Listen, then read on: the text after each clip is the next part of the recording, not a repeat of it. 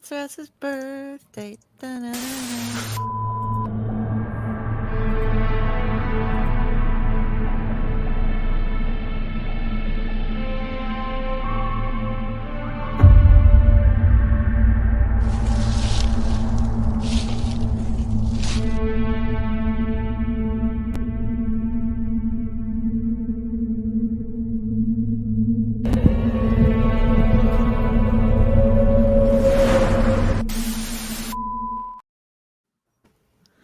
Hello, everybody. Welcome to the Owlite Society. Um, Happy Sunday. Thank Cthulhu, it's Sunday. And not only is it Sunday, it is the technically day after Raz's birthday, but we are celebrating tonight with a campfire um, in honor of his birthday. Yeah. So we've got special guests with us. We have our crew as well as Rob Smales and, as I have to say it now, Steve Van Samson Yep. visiting She's to under hang contract out. by me to say it that way every time. I'm required. It's a thing now. I got to figure out what promo had that in it, though, because I forgot it wasn't that one. I'm trying to remember what promo it was. It might have been the Thank Cthulhu It's Sunday version of the promo, I think. It Yeah. is. I think Okay, so. okay. If we'd like, I could play that one too. Oh, I you don't should know. totally play that one, just sure. because. Yeah. Okay, give me just a minute here, guys. While we're it takes me a second to load this. We were talking about how much fun we've had with these guys on the show in the past before we started off with you guys started here. I can't talk. Why Words am I are hosting hard. tonight? Words are hard. I keep lisping and like doing strange things because I had oral surgery a while ago and I'm still getting used to it there and then having healed. And Steve's just like, I don't fucking care. What are you doing? Me word good.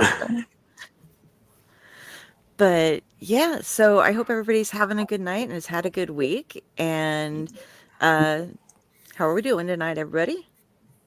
Awesome. Fantastic. It's Sunday. Mhm. Yes. And happy birthday, Raz. Thank you. Raz T. Slasher. I like to use your full name. Me too, actually. Your full So- God-given name. So I'm like 3/4 of the way done with my master's degree, and I'm actually going to get my doctorate. I'm already working on where to go after it. One of the whole reasons I'm doing it is just so I can call myself Dr. Slasher on the books, because it feels like important, you know? It does. It's a lot of money to pay for it, you know, but I feel like it's money well spent. It's good to have goals. Giving a master's degree. Just... I mean, I'm pretty sure you could change your Yeah. name. Your first name could be Doctor. Dr. You're like, oh, I'm Slasher. It Doctor. could be, but I feel like everything I do has to have a story or a journey, and I just feel like changing I went down there and changed my name the other day, and that's how I'm a doctor, and it just doesn't feel It's not like that easy. enough for me. It's a pain in the ass. Yeah. It's tough. And I could stop at Master Slasher, but that's just doctor. I just want to walk into a hospital, look at somebody, and be like, doctor, and just walk out like just once in my life, and that would be legit. That'd be awesome. Have you thought about getting an honorary doctorate? But it doesn't feel the same, man. It just doesn't. I need the journey. No.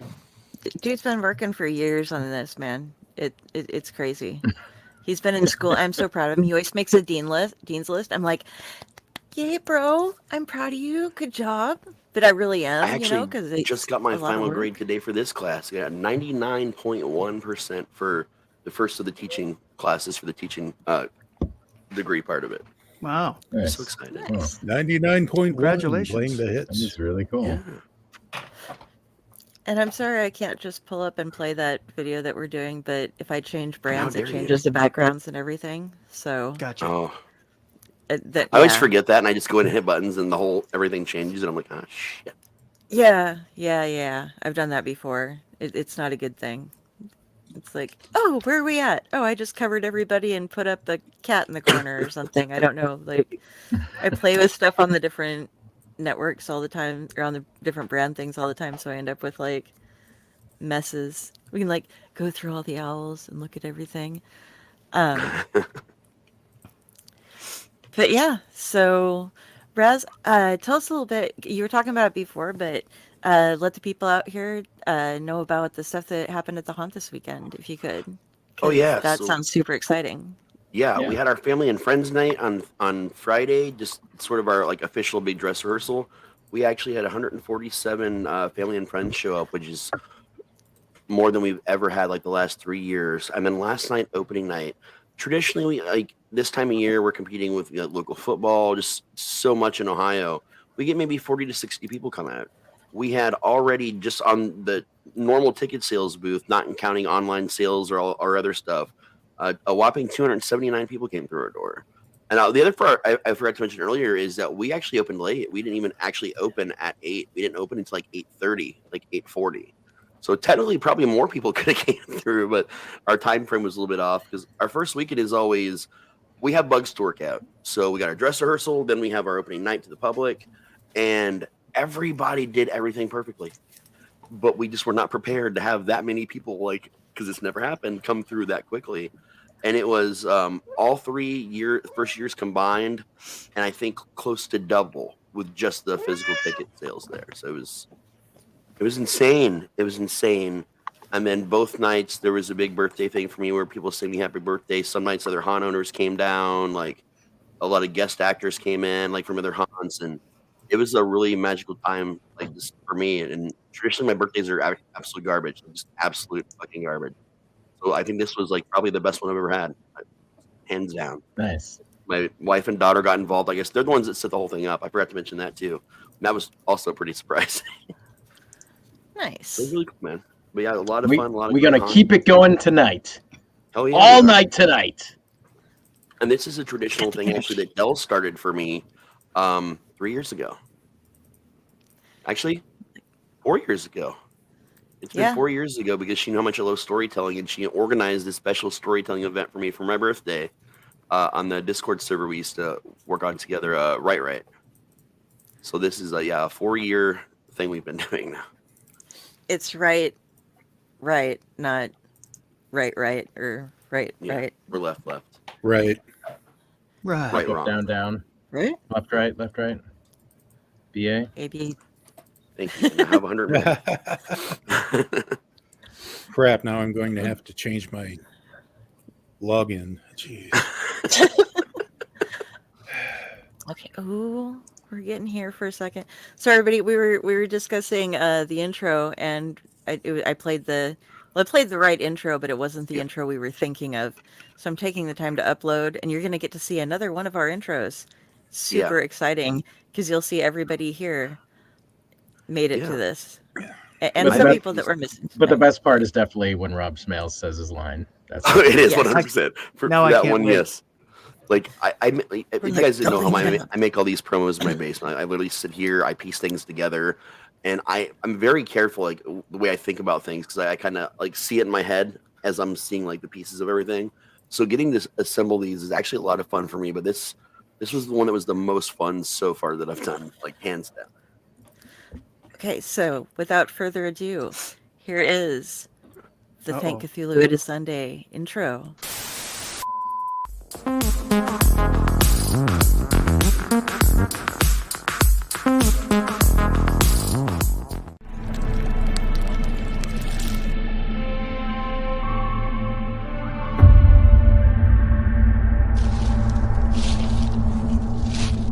Before them stood the house of their nightmares. I dreamt of doors and shadows. Can't see anything. It is scary as fuck.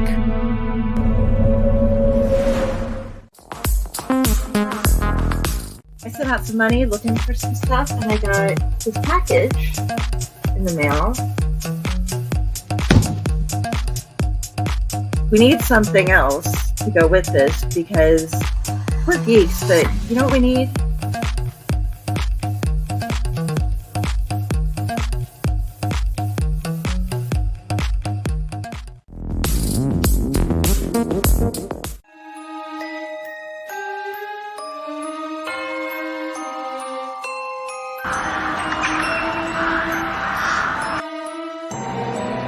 Steve Van Samson, Curtis M. Lawson, Paul Christian Glenn, Joshua Rex, Raz, Rob Smales.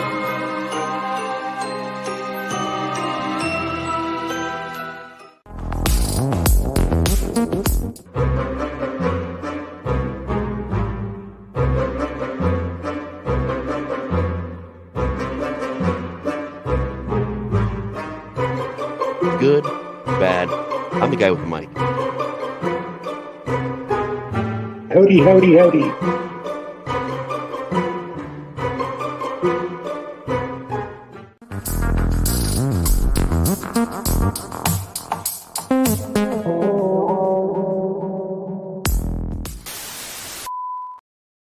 Ta-da! That was my favorite Rob moment. You know what I have to say about that intro is that it was scary as fuck. Scary as fuck. That's scary as fuck. You didn't see anything. It's scary as fuck. But also, that was the very first time in that promo that Dell had ever pronounced Steve Van Samson, and that is why she's now contracted to say it that way every single time. I gotta tell you, like I don't hear it. I don't hear it. Like it just sounds like you're saying my name with a little bit of extra, like volume, maybe. Like I'm not sure. No. Like There's pep in it. It's like Steve Van Samson. Like there's this whole like up and down, and there's the hand gestures, and it's a performance of your name. Brought up. Okay. Well, that's cool. Maybe it's just a speech impediment. Maybe it's just. Yeah, that's highly likely.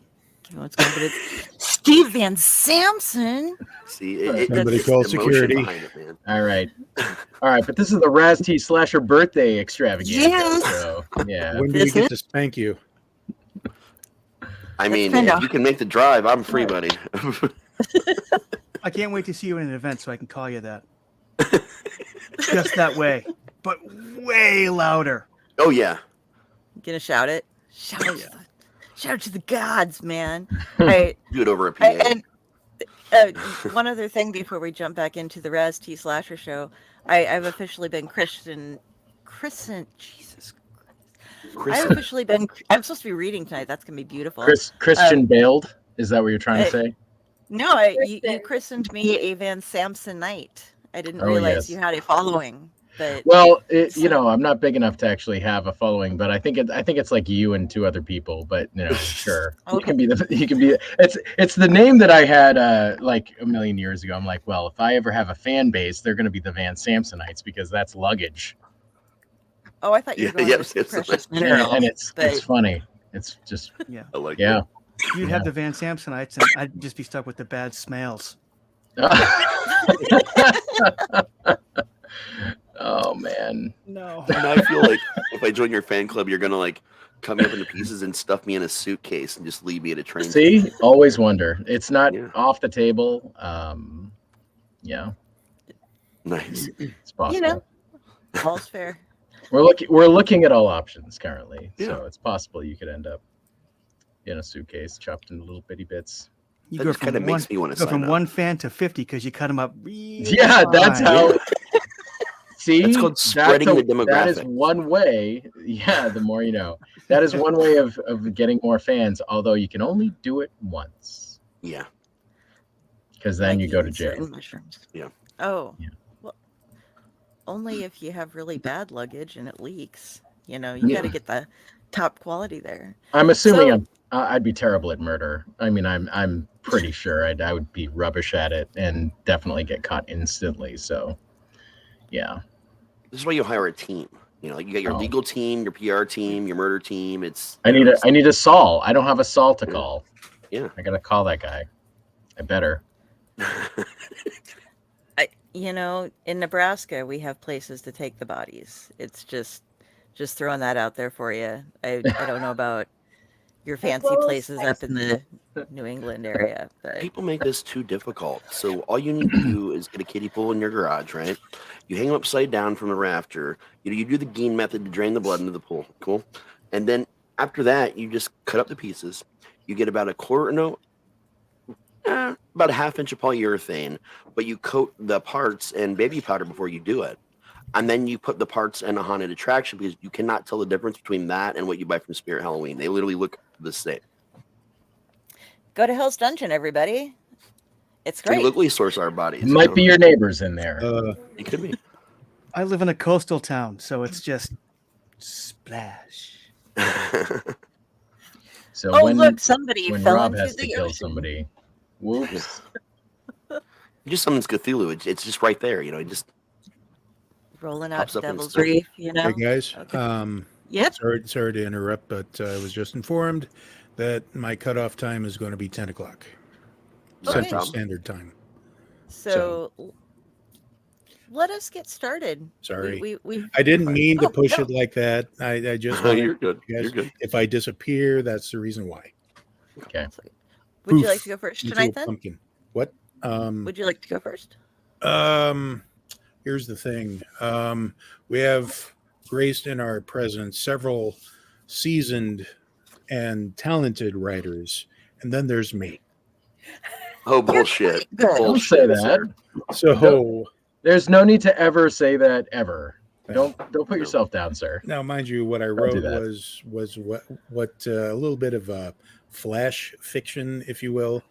I wrote it within an hour while eating my dinner, kind of like in between bites of whatever it was that they Sure. made me. But I don't have to go first. I'm just, trying to tell you that, it's just, I have wanna a hear time it. limit. I have an I wanna hear expiration it. date. It's All getting right. pumped up now. Now you Yeah. have to. All right. I want to hear the Chef Boyardee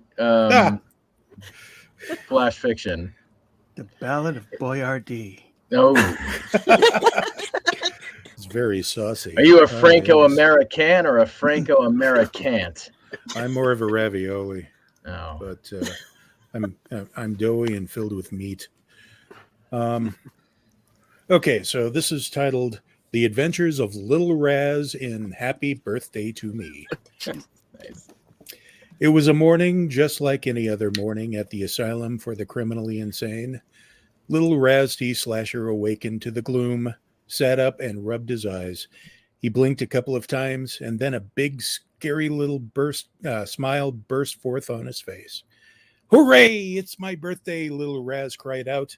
"Time to plan for my special party tonight." Little Raz hopped out of bed, shook off his straitjacket, and skipped to the closet in his padded room. This was where his pet Shoggoth slept at night. He threw open the door. "Time to wake up, kitty." That was the name of his Shoggoth. "It's my birthday today. Lots to do before tonight." In the blackness of the closet, several eyes opened up, followed by a slimy, slithery sound as Kitty began coming out of the closet space, out into Little Raz's room. Said Kitty. I know, said Little Raz. "But today's a special day. You know that. Come, let's eat some breakfast and prepare for the party tonight." So Little Raz and Kitty went from his room down to the kitchen and had breakfast. A big bowl of honey nuttos for Little Raz and a live penguin for Kitty. Their respective breakfasts gleefully slurped down, and Little Raz's bowl rinsed and put in the dishwasher. He said, "Time to invite all of my friends for my party tonight. It's going to be so much fun." Said Kitty. "Yep, that's the first person I'm going to invite. Let's go." Together, Little Raz and Kitty slithered out to the front lawn of the asylum they called home. They went out among the collection of trees and flowers into the shadowy part of the garden. "Delphine," cried Little Raz. "Oh, Delphine, where are you, bird?" Within a couple of minutes, a mighty flap of wings, followed by a caw, the old crow named Delphine landed on the tree directly behind Little Raz. "What is it that you wish, little boy?" she said. Little Raz couldn't help but clap his hands in delight. "You came! Oh, you came! Pretty bird." Sorry, I kind of lost I was trying to scroll. "I told you never to call me that lest I peck your eyes out and feed them to your pet there," said Delphine. "Now, what is so important that you would summon me from my slumber?" "Oh, Delphine, it's my birthday today, and I would be so happy if you could make it to my party tonight." "A party, you say?" Delphine let out a raucous caw. "Well, I would have to think about that. I may have a willing human host that I could put on, mingle with the rest of you mortals. Even if they're not willing, come anyway. It would be grand. And bring your monster friends," cried Little Raz. "Okay then," Delphine agreed. "Just remember, if you happen to start doing that biting thing again, I'm leaving." With a caw and a flap of her wings, she left deeper into the woods of the garden. "Yay, Delphine is coming." I gotta stop scrolling when I'm trying to read. Sorry. Anyway, "Yay, Delphine is coming." Little Raz turned to Kitty, who was busy mind-flaying a rabbit that happened to come out to find its own breakfast. "Come on, let's go summon the others." The duo went back inside of the large Victorian house that was the abandoned asylum where Little Raz and Kitty lived. It was always gloomy inside, no matter how sunny and bright it was outside. But that's how Little Raz liked it. and he was never lonely because he had his pet Shoggoth and the collection of friends that lived in the basement that he met over the years and persuaded them to keep him company. And also the Nintendo 64 system, along with his well-played cartridge of GoldenEye. Little Raz and Kitty went into the large floor-level room, the one with the fireplace, the mirror, and the large crystal ball that he used for summoning his other friends. He first went up to the mirror, lit a candle, and held it up to his face. And, looking intensely into the mirror, he chanted, "Bloody Mary! Bloody Mary! Bloody Mary!" Soon, his reflection in the mirror disappeared as a smoky shadow darkened the glass. Then a figure stepped out of the darkness, a lady dressed in a black shroud, her face covered in a mourning caul, disheveled hair showing underneath. She lifted a shriveled, gnarly hand and began wailing. "Death! Death to you who summoned me," she cried. "Hello, Bloody Mary," said Little Raz. Bloody Mary dropped her hand and said, "Oh, hey there, Little Raz, what's doing?" "It's my birthday," said Little Raz, barely able to contain his excitement. "Can you make it to the party tonight?" "Sounds like fun. As long as one of the games is, of course, Bloody Mary, and there will be plenty of teenagers to scare." "Of course," said Little Raz. "And don't forget to invite the other urban legend friends. I haven't seen the lady in white for a while. I'd love to catch up with her again." "Sure thing, Little Raz. I'll see you all tonight then." And with a sweep of her arm, the smoky mist in the mirror cleared, and Little Raz was looking at his reflection once again. "One last person to talk to," he said. Turning behind him, he went to the large crystal ball in the middle of the room. There, he rubbed his hands over the smooth crystal glass. "Mr. Stabby, Mr. Stabby, come out and play, yay!" Soon, an image focused inside the glass ball. The disembodied head of a clown, shocking red and green hair, pale white skin, garish red makeup around his mouth, and an abomination of a smile, showing pointy teeth stained a different kind of red, and blue triangles above and below his eyes. "Well, hello there, Little Raz. How's my favorite fan doing?" said Mr. Stabby the clown. "It's my birthday today," answered Little Raz. "Can you come to my party tonight?" Mr. Stabby's mouth formed into an exaggerated O. "Well, of course I can come. I love parties. I'll be sure to bring my toys. Say, can the rest of the gang come too?" Little Raz clapped his hands together with glee. "Of course they can, Mr. Stabby. It's going to be so much fun. All righty then, bucko. See you tonight." "What? Bah, bah, bah." Mr. Stabby laughed as his head faded away. The entire afternoon was spent decorating and getting things ready. Little Raz ordered the biggest cake from the bakery in town, as well as dozens of pizzas from Little Caesars. Kitty was tasked with breaking up all the friends in the basement, dusting them off, and propping them up around the house, decorated in party hats and various noisemakers. Their faces frozen in abject horror brought a whimsical touch to the festivities.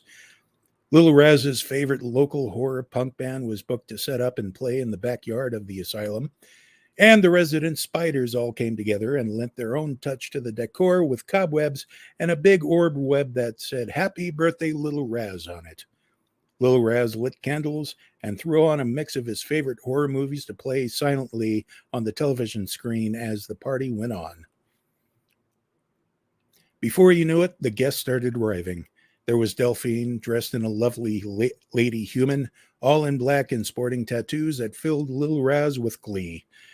All of the monsters and cryptids she knew started to arrive after, followed by the friends of Bloody Mary, who appeared outside of the mirror for the festivities, everyone of urban legend.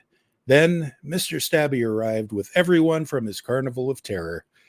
Everyone was grooving to the music. Some brought their own party snacks along with a punch that really packed a kick. The pizza boy arrived with all of the pizza, and the hypnotist from the carnival made him think that he was given a gigantic tip before he left. At one point, somebody brought out the Necronomicon, and they all played Summon the Elder God. Kitty was having fun chasing around a bunch of uninvited college kids who decided to crash the party. Soon, it was time for his birthday gifts. Delphine gave Little Raz her first gift. "Here," she said, giving him a small box wrapped in what looked like human skin. "It's something I picked up in Morocco." Little Raz tore off the wrapping paper, and inside was a golden box with intricate detailing and an intriguing design. I know you like puzzles. This one, you don't want to solve immediately. Trust me. Then came Mr. Stabby's gift. It was a large, oblong box wrapped in brightly colored paper, splattered with blood, and tied with a bright purple bow. Here, everyone from the carnival chipped in on something. Little Raz tore it open, and inside was Mr. Stabby's favorite butcher knife, still caked with blood, as well as the machete from the camp stalker, the chainsaw from the leather-faced man, and could it be? Yes! The knife glove from the dream slasher himself. Oh, thank you, Mr. Stabby, and everyone at the carnival. I can't wait to play with these toys. Mr. Stabby looked like he was about to wipe away a tear, so he turned away and made for the cake. Come on, everybody, Little Raz cried out after all the gifts were opened. Let's go back out to the graveyard and play Raise the Dead. Ollie, ollie, oxen free. And so, grabbing the Necronomicon, Little Raz, Kitty, and everyone at the party ran outside in the back, whooping and hollering. It was the best party Little Raz ever had. The end. That was fucking awesome. That was amazing. I'm clapping my hands just like in this story. Dude, All within an hour. No, that was freaking fantastic. And honestly, that is like straight up. It doesn't even really need to be edited. That's just ready to be a kid's book for adults. It needs to be That's what it ran needs, like- through a spell check at least, because I just wrote it on a notebook. But that needs to be a kid's book for adults, like with all full illustrations. You know what I Can it- mean? Like a can it be kid's a- book. Can it be a pop-up? I mean, if you can Bloody hire, Mary. if you can afford a pop-up guy, that's all I could think of the whole time. Is great, man. Great job. You thank pretty you. much And don't did put everything yourself I loved. down. Don't put yourself Yeah. down.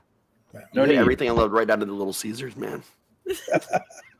I tried to stare directly into the camera when I said that. So Yeah. I absolutely love that. Thank you. I was a little bit wondering about that moment. Are Little Caesars just so huge out there or something, or like what? Well, it was during story time where he was talking about his run-in with some shapeshifters, I guess. Yeah, no, Little Caesars got brought up, but then there became a big Hey, debate on Thunder. what like the best garbage pizza was, and for me, it's always been Little Caesars. To this day, I will still, if I just really want pizza, Yeah, I will literally just go to Little Caesars and get fucking pizza every fucking time. there And he aren't gets that many judged. around You're where good. I live. Only like one or two. You gotta like kind of find them. They're everywhere in Ohio. Like There's they used to be one- attached to all the video stores too, but now all the video stores have closed down, but all the Little Caesars are still right there next to the giant empty video store lots. Every decent sized town here has a Little Caesars. We've even got drive-through Oh, Little weird. Caesars now. Wow. I have never eaten at a Little Caesars. I must admit, like it just, Well, you don't You really value your eat insides, at. you'll keep it that Well, way. you know what I mean. Yeah. I have never had Little Caesars pizza. I know the little guy pizza, but Mm. that's Right. all I know. Pizza. They aren't as huge here, and we had all those, like Godfathers and got all stuff. So that. I was spoiled because my mom enjoyed good pizza, No, we have So- amazing pizza here. and I'm sure that they're good, but I think they're good, but like maybe. I have a taste for them. Like there's way better pizza places, like a million better pizza places, but like I it's know what also you mean, the though. nostalgia. Yeah, and there's something about like shit food once in a while, like it just hits right. It just hits different. Like I'm not gonna say like McDonald's makes good cheeseburgers, but like every now and then, like a McDonald's cheeseburger is like the greatest thing ever. I don't know They why. They make tasty cheeseburgers. Yeah, it's like There's it's a like everyone's. difference. Yeah, it has its own whole thing going on. I don't know. Yeah. Like I We're not just sure they enjoy taste it like they don't sometimes. taste like burgers, but they're tasty. Yeah, they have taste. They are Like, I with can't- Salt taste. and grease. Most people I Yes. know just run to Taco Bell, but like my guts will literally not process Taco Bell. It makes me sick to death every time. And like Little Caesars is that one thing that I can eat that's trash. I can barely process it, but I can. So that's my version of Taco Bell. You eke it out. You're just over Yeah. the line. Oh, yeah. Well, what yeah. amazes You me sweat is for the that next Little week, but it's Caesars, worth it for that one bite. Little Caesars has a method of keeping, just basically mass producing the pizza that McDonald's hasn't used for decades. No, dude. No. I wish it was McDonald's pizza. I fucking missed McDonald's pizza. I love that McDonald's shit. had pizza. I didn't know Yeah, that. Dude, very yeah. briefly. Very briefly, they also had spaghetti. 2 different and- times actually. Mm. The first time was brief. It was only for about a year or two. Then the second time they brought it back in the early '90s, and they had it for like it was a good couple years. I'm Man, learning. I remember when Burger King had the tacos on the Oh, I dollar don't remember menu. that. Burger Yeah. King still has the tacos. They do. McDonald's Really? actually also had tacos. Man, We don't. I apparently Weird. completely missed all of this. Yes. Yeah, they had- Hardee's had chicken. I know It's Yeah. possible it just wasn't McDonald's in had our fried area. chicken for a little while too. Like McDonald's did this big thing where they wanted to be like the super restaurant in the '90s. So they had chicken, tacos, Mhm. pizza. They did everything that you get at any other place. And this went on for like a couple years. They And had before dinner every for re- adults served Yeah. to you by a guy with a big moon head. Yep. And mm, floating piano. Yeah. it was so we- weird. from Max and I. Yeah. Yeah. Yeah. We were just talking about Mac tonight. That was for you, Delphine. you know, Yeah. I do miss the Arch Deluxe. The Arch Deluxe. I was trying to think of what it was. That Oh, came yeah. later. That was after Mac tonight. The Arch Yeah. Deluxe was like Yeah. their second try at getting sophisticated adults Oh, yeah. in for dinner. Mm-hmm. Do you remember the McDLT? Oh yeah, Where they Oh, yeah. kept the cold side and the hot side separate, so you just had to like take the weird box. Oh wow, Yeah. I The do short remember box all that. the Oh time. my god, I forgot I got all that. about that. I got that every time I went there when it was out, and that was Oh, my probably God. the reason why the ozone is going bad. I'm So- sure I washed a couple of those down with a nice OK soda because things were going to be okay, but Yep. now they're not. Now they're not. Now we're Yeah. I just fucked. remember when the pizza was out, we went camping all the time, like everywhere. But there was always one family camping spot we'd return to every year, no matter what. And their McDonald's, you can only get there by water. It was literally like on this little barge in the middle of the lake, and it had a drive-through, but it was for boats. So you'd get there, you tie up your boat to the dock, or you'd go through the boat drive-through. I'm not even fucking kidding. It's a thing. Or it was then, and you'd go, Oh, let's get man. pizza. So we hop in the boat, go across the lake, go through the little drive-through, and we just That get is like awesome. 5 pizzas and go back to our campsite. Well, I know there's a Wow. thing with like McDonald's as a company. They allow like a surprisingly a large amount of wiggle room with their franchisees. So like Yes. they encourage their franchisees to do crazy shit. So like, a Dunkin' Donuts or something, it's like, no, everything has to be specifically all of the stuff you order from the catalog. You have to decorate everything the same way. And McDonald's are just like, actually, there's so many weird ones. Yeah. And I think that's really, really fascinating. The only kind of weird one, there was one where I used to live that was straight up trying to be a sports bar. They had memorabilia all over the walls and nothing, not even the booths, nothing looked like any other McDonald's. They were trying to clearly class it up and make it a sports bar, but it was just a McDonald's. Like, it's the weirdest thing, but We kinda had cool. dozens of those here. They called it the McDonald's Classic. And all the restaurants looked exactly like how you described. Like even the arch looked Wow. slightly different. Like it oh, was. so And then weird. some of them instead would be set up like with the memorabilia, but they would be like a 50s diner instead. Like, it was a Oh, whole that's thing see, that they were that's so doing. cool. That's so cool. That's so cool. But fun They just- fact, So, you can get the McDonald's pizza still in one location in the entire world. And I guess not strangely, that location is in Ohio. yeah, Just not near me. nice. They just did something for a promotion for one of the movies coming out where they set up the whole McDonald's. You could go the new Teenage Mutant Ninja Turtles thing. Yeah. I believe it To was. pop up. There is one site in New York City that they set up for like over a weekend. They completely redesigned the interior of it and put in all this turtle stuff and Neat. then took it all out.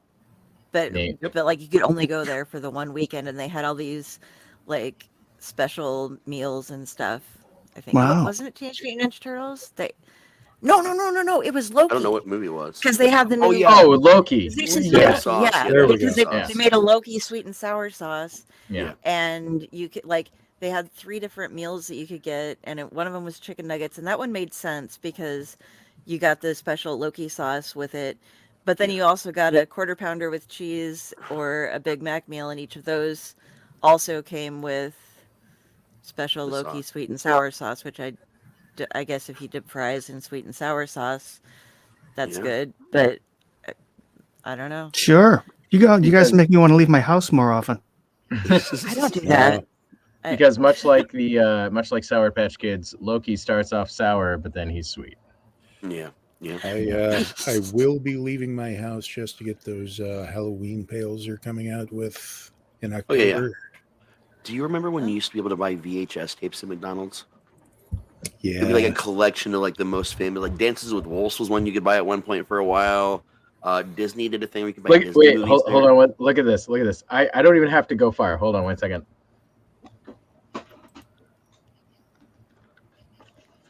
Oh, the Halloween pail, yeah. This is the original. Oh wow. Oh man, This McClunky. is 1985. It says on the bottom. Wow. Holy I don't Remember crap! those, man. I don't know if you can really make it out, but The it meal's does- still in there, I see. Nope. No, it is full of battle beasts. Okay. Okay. Wait, Oh, wait. yeah. I'll prove that too. Wait, look. Since I was a little kid, I've used these to store my battle beasts. And look, it's little Delphine. Here we go. I just never could. I could never part with these. I just still have them. I have 2 buckets. I also have McGoblin, which is the evil looking one. Yeah, Ooh. nightmare-inducing one for children. Yeah, those are. I could never part with those. And that was like way before anybody gave a shit about them. I feel like now it's this thing. And I remember they came back last year and people were butthurt that the top wasn't like fully molded, which is fair. Like why did they do that? Yeah, that was an odd choice. But I'm like, oh man, I could never get rid of mine. I don't know why. Yeah. For some I'm reason old I just enough. love those. I'm Remember, old in the enough '80s, to they would come with remember- little coupons too. Like you get the coupon for the free fries that would come inside Yeah. the bucket, and Yeah. See, those are fun times. I'm old enough to remember when I was watching the commercials where they were making a big deal of we're serving breakfast now. Yeah. I mean, nowadays it's kind of taken for granted. But Yeah. back in it wasn't that long ago when they introduced Birdie the early bird and started making McMuffins. yeah. It was They Shout out other- to Brill Pro who's Yeah. just you're just hanging out with us. Hey Brill. Oh yeah, yeah. We that's love him so Tom much. Dog. Yeah, Okay. we love Tom. Tom's awesome. Hey Tom. You should be here. Yeah, yeah. Get it together, Tom. Get in here. What's that, Tom? join the party. The other thing that I'm excited Dance for party. this year for Halloween collections, and instead of just like the cereals and stuff that came out, Snoop Dogg's wine, 19 Crimes, has put out. I don't know if you know about the bottle thing with those. They have augmented reality, so you get your phone and you like look it up, and the label starts talking to you. They made a vampire one and a Frankenstein's monster one. Yeah, that Dracula glow in the and dark and move. yeah, Dracula and Frankenstein. I've looked for them in the stores, and they're not out yet or something, or they're not where I am. But I am looking for them. But yeah, Yeah, I discovered keep something looking on about the thing them. because you can check out where they are by bottle online, like 100 miles within this area code Okay. and stuff. So after you first told me about them, I was in the haunt one day looking through our back room for props and stuff, and I saw a big thing for it, and I was like, oh, it must just be like coincidence. Well, then I stumbled upon of our storeroom I just don't go in often. We have standees and all kinds of shit from it because it turns out one of the people that works for us in management does demos for like wine and liquor and like and spirits and stuff at different stores, and it's very close with one of the main reps for them. So we have like a bunch of shit in the haunt. We just keep getting more shit from them, and we might be getting some of this stuff from the Halloween bottles that are coming out. Oh, very I nice. just found out about this on Nice. Friday. I was like, holy shit, that's what that is. Okay. If you find out, if you can talk to them, like, are they gonna? Can you ask them if they're gonna be releasing them like later in the year, or if we have to? Yeah, order? I'll 'Cause ask. that'd be cool to know. Amy will know. I'll ask her about like when they're going to come out because she talks to the rep like all the time, and I guess he loves our haunt, so that's how we have all this shit. Apparently, that I didn't know we had. Jenny, could you move so we? Okay, there we go. You're not frozen. Good. You've been very quiet. Okay. Hi. Howdy-ho. Ah, gal Friday. She's been busy keeping us represented. Yeah. and doing everything else and writing and the kids and the She sent me a I lovely live- video on my birthday that had I had there was a Dell in it. There was a James in it. Jenny's whole family was in it. Like it was such an awesome. There's a little thing from John in it. It was awesome. I actually got to watch that on the day of. I was at the haunt when I saw it. So like 10 other people saw it. And they were all like, "Oh man, that's so." Can, Okay. can we see it? I don't Are want you to take able time to to show load it? things again. Okay. Oh, does We'll Raz pop it up. want us to play it? I don't have it downloaded on my computer. I watched it on my phone the other day. Oh, Yeah, I don't have it downloaded on mine either. Yeah, I would need to get a copy of it, download it, and then reload it. And Yeah. We'll I put them up think- soon though. I think we should jump into another story, though. Yes. Another Raz story. Who would like to go next? Any volunteers? Or So who's reading tonight? everybody here? Oh wow. Well, I can go ahead. I'll hop in. Go I for it. I gotta preface this. This is from a project that Raz and I were both working on a while ago, a couple years ago, and it was a collaborative project. And it's going to sound really weird, but I'm going to explain it as briefly as possible. It was a Brighter Futures Suicide Hotline was the collaboration, and it was a suicide hotline that was being run by gods and demigods and fights between heavens and hells and different entities from various religions. And they were trying to take over the world through a suicide hotline, kind of. And so they were introducing all of these new things, and the one of the goddesses, God, I can't even remember which one we made her be, but had released all the. It was she had control of all of the waters, and so there was like waters from the Norns of Yggdrasil and the well down there, and all sorts of different things, and from the different rivers in hell and stuff. And so they started using these to like control people, to like make them forget things, to give them knowledge of things, to make them live longer and be brighter and do different stuff. So this is one of the stories that featured in that, and it's about the suicide hotline sending their employees on a spa weekend. Things have been rather stressful lately at my job. I work for a suicide hotline, so you might assume that things are always stressful, and you'd be correct. But now, it's more than just the calls. Our company itself is having some serious issues as well. Beyond that, though, last week, I had a call that no one could have prepared for. At least, that's what I tell myself.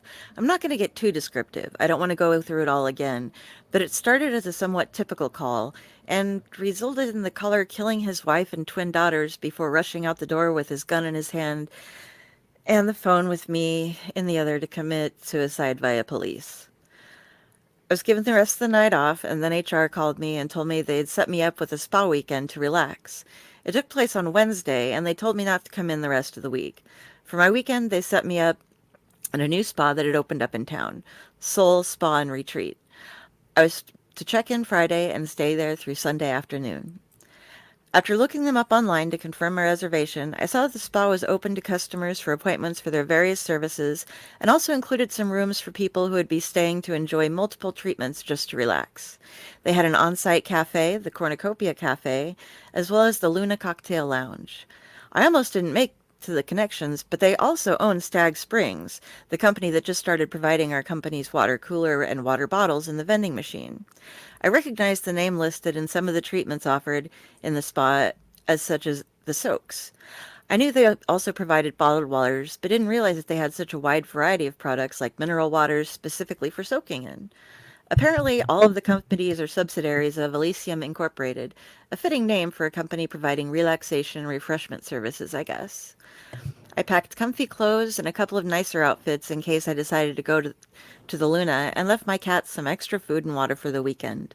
The building was set so that separate entrances were available for the spa, the cafe, and the lounge on one side for people just coming in for a single visit, and around to the side was the entrance to the retreat section, which held the rooms as well as its own entrances to those services.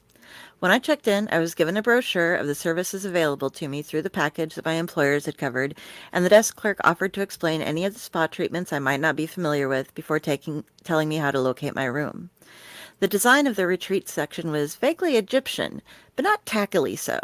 Sand-colored walls and a few statues here and there made up the majority of the decorations.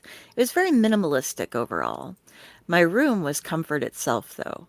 A huge, soft bed, a long sofa set before a television that offered some channels of music or sounds simply for relaxation, along with soothing pictures, a claw-footed tub and a shower both in the bathroom, and dressers, a closet, and a nice desk where I'm sitting here typing this up. After first checking in and looking over the brochure, I chose to undergo the Stygian soak. It was described as a very deep mud bath for pulling all of the toxins out of one's blood and body and promoting skin and general health. I wouldn't say I believe much in crystals and herbs and the like, but as long as I'm staying here for free, it can't hurt to try out some of these things that I hadn't tried before, particularly those that would normally be out of my price range. There was a very fluffy robe in the closet that I was told to wear for my first treatment, and someone came to my room to lead me down to the spa.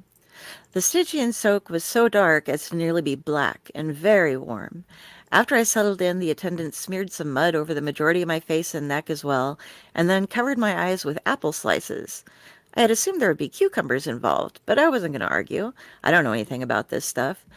She offered to bring me in something to drink if I would like, water, juice, or a smoothie, as at this point putting alcohol in my body would just be adding a toxin while they were trying to remove them from my body.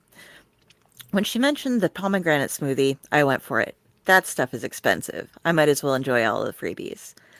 The mud bath definitely surprised me. It was relaxing. The tension just seemed to melt out of my muscles and joints. And whatever the process of toxin removal is, I will say that my entire body felt stronger and less heavy, less stressed than usual. Whatever the apples were supposed to do, I guess they did. My eyes no longer had that terrible itchiness that comes from staring at screens all day in and out, and the dark circles I had developed from my nightmares had vanished as well. The smoothie was excellent. I was happy to hear that they were available from the cafe and that the cornucopia was working towards filling grocers' shelves and vending machines beyond their own sites. The whole experience was starting off wonderfully. I was already ready to leave a 5-star review and maybe start setting aside some of my checks for another visit. Elysium Inc. had my support in their endeavors for sure. Once I was cleaned up from the mud bath, I had lunch delivered to my room. I spoiled myself with croissants and apple butter and some pomegranate juice, which was just as tasty as a smoothie. I was told they had their own supply of pomegranates, which is why they tasted so much better than normal. Honestly, I hadn't tried pomegranate juice too often in the past, so I took their word for it. I was prepared to drink the stuff the entire time I was here, though. It really was that good. After lunch, I was scheduled for a massage with some of their lavender lethargy lotion in my room. They brought up the table and I was just wrapped in a towel. Normally I'm a bit shy about things like that, but something about the place made me feel comfortable enough to go for it, and I'm so glad that I did. Whatever tension was left in my body was worked out from it with the strong hands of my masseuse, and that lotion left me half asleep. She was kind enough to help me to my bed for a nap afterwards, and told me that's a normal reaction. I had my first bit of sleep that didn't involve some sort of nightmares in a long, long time. That last call might have been the one that broke me, but honestly, stepping back for a moment for the first time since I had started, every call was a stressor, and most of my nights were rough since I had started working there. I woke up a bit late for dinner, but discovered I could go down to the lounge and still catch something from the kitchen as well as a couple of drinks. I dressed in my nicest dress and didn't bother much in the line of makeup other than some lipstick. My skin seemed to be glowing from the treatment earlier, and there was no reason to cover it with paints and powders. The Luna Cocktail Lounge was dark with patterns of moon cycles as the trim on the wallpaper, and small lamps suspended from the ceiling in blues and purples with tiny twinkling white lights give off the profession. With tiny twinkling white lights, it gave off the impression of twilight. I took a seat just off the bar and ordered a basic cheese and olive tray to nibble on while I had a glass of wine. There were some other customers and a few at the bar and some at the tables that had couches and armchairs around them having subdued conversations, all of it blending in with the ambient music. When the bartender came back to clear my dishes and offer another drink, he asked me if I would like to try one of their signature cocktails. Looking over the menu, I asked him what exactly the Green Ferryman was. I had heard of a green fairy before, but I'd never tried absinthe. Perhaps now is the time. He told me it was a traditional absinthe, sugar cube, and water drip which substituted a variety of stag spring water as the water drip. Generally, it was suggested for those who were drinking to forget something. As that was the reason that I was there, I decided it would be the perfect end to the night. I had two, I believe, or was it three, green ferrymen before I realized that they were quite potent, and I decided to call it a night. I needed to use the bathroom before wandering back to my room, so I headed off in the direction that they were in. At least I thought so. I hadn't actually used them, but I had seen a few people leave and go down that hallway and assumed that was where they were going. You know what assumption does, but I learned again well, very interesting way. Walking down the hallway, I heard some noises coming from further down. There seemed to be panting, mewling, cursing, and the occasional bitten-off shout. I began to wonder if there wasn't something even more relaxing where those sounds were coming from, if you know what I mean. Feeling rather naughty, but also quite inebriated and curious, I followed the hallway to a door, and then down a flight of steps. I was thinking that either some couple had wandered off to a storeroom, or perhaps I had discovered a secret sex dungeon and wondered why the doors weren't locked, or at least monitored, when I was able to identify the door from behind which the noises were coming. It was warmer here. I thought perhaps the water heaters were close by, and I was sweating a bit. I quietly opened the door to peek inside, and that's when I discovered how completely wrong I was. Heat washed over me from the crack in the door I'd opened, and within that room it had to be well over 100 degrees. The room was carved stone somehow, unlike the wooden walls of the hallway, and strapped tightly to a stone near the far back corner was a man with a rag wrapped stick in his mouth. He was completely naked, and his body was emaciated, ribs sliding sharply under his skin as his body writhed against the stone every time a drip of water landed on his feet from the icicle above him. Blood stained his skin from where the rock had sliced it, and bruises seemed to color more of his skin than not. His feet were frozen to the ground, with rough juts of ice climbing up his ankles and thickening over his feet. There was a bowl set aside on a table near the rock. Both appeared to be stone. He looked at me the second I cracked the door and began gesturing his head towards the bowl and looking nearly relieved. That the man was being tortured was obvious, and definitely not in the way I initially thought. Either way, there was no way I was setting foot in that room. The heat was too much, and I had no desire to go anywhere near whatever that ice was. Perhaps this was where the other people had gone to hold the bowl over him for a while. But I wasn't about to put myself in that position. I closed the door, wincing at his muffled screaming and sobbing when he realized I wasn't going to help him, and made my way back up the stairs. The bartender caught me when I was coming out of the hallway and asked if I was okay before having someone escort me back to my room. They set a couple of bottles of water near my bed and got off my shoes before tucking me in. This morning, I decided to get a smoothie delivered along with some pastries in my room for breakfast while I type all this out. I've really found a gem of a place here. I wish I could just stay forever. I've scheduled some wraps and scrubs for later today, and we'll get a mani-pedi and waxing done tomorrow so that none of the treatments damage the polish. When I opened the desk drawer to find another cable, I discovered a number of brochures in there, including one from my company, along with one from another company that looks to have similar aims, a crisis center. When I looked them up online, I saw they were hiring, and for a good deal more than what I'm being paid. I love my company. They provided this weekend of bliss for me, but they were also the reason that I needed to have something like this to begin with. At least the other place, I might be able to afford it on my own. You're probably wondering about the guy in the basement. Could it have been the drinks? It might have been, but I highly doubt it. While it let me forget all about why I was here to begin with, other than the general inebriation, there was no other effect, not even a hangover, and it was far too real to all my senses. I can still recall the smell of his filthy body and sweat. I can see perfectly his bloodshot eyes flickering over everything in the room, and the way his mouth was raw against that stick and the cloth shoved in it. I remember the deadening of his skin, of his legs, or the coldness against the ice. I hadn't really thought about it all last night, but that had to be why the skin there looked so bad. He really must have been in there for a while. I wondered how often they fed him.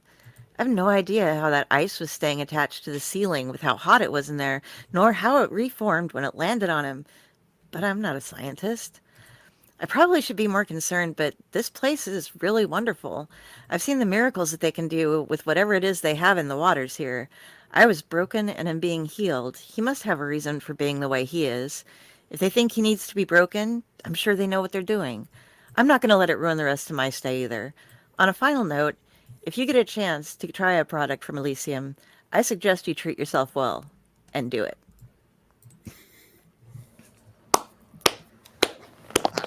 That was a fun one, man. Nice. There- Very fun. Nicely done. There's a lot of different gods and things taking place in this crossover when we were doing it, so it was so hard to get it. Like the green ferryman, the water was from the Leth or Leith, however you Leafy. Lethe, I always said leafy. however you decide to pronounce it. I think everybody has their own like mental pronunciation, and then somebody Greek tells you, and you're like, oh, Like everything else. Yeah. It's pronounced hero. The Hero, not Hero, Stygian, Gyro. the ferryman is now taking cryptocurrency instead of the 2 pennies. Yeah, that was a fun project, Brighter Future Suicide Hotline. Originally, Natalie Brown came up with that and kind of did a big thing where they got the collective going, did a whole season of it, which later got picked up on No Sleep, if I recall correctly. Not just the subreddit, but the podcast for a little bit. And then they decided to do a new season and brought us into it. So we had a lot of fun with that one for quite a while. It was really cool.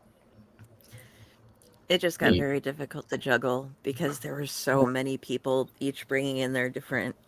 Yeah. Oh my God, it was a lot. Yeah. It was cool though. Definitely a blast from the past, man. Yeah. So that was one of the first projects we worked on together. So that's why he gets to have that one. Very cool. I miss collectives. We haven't actually done like a big collective in a while. The last one I think was the arcade. I think it was officially the last one we did.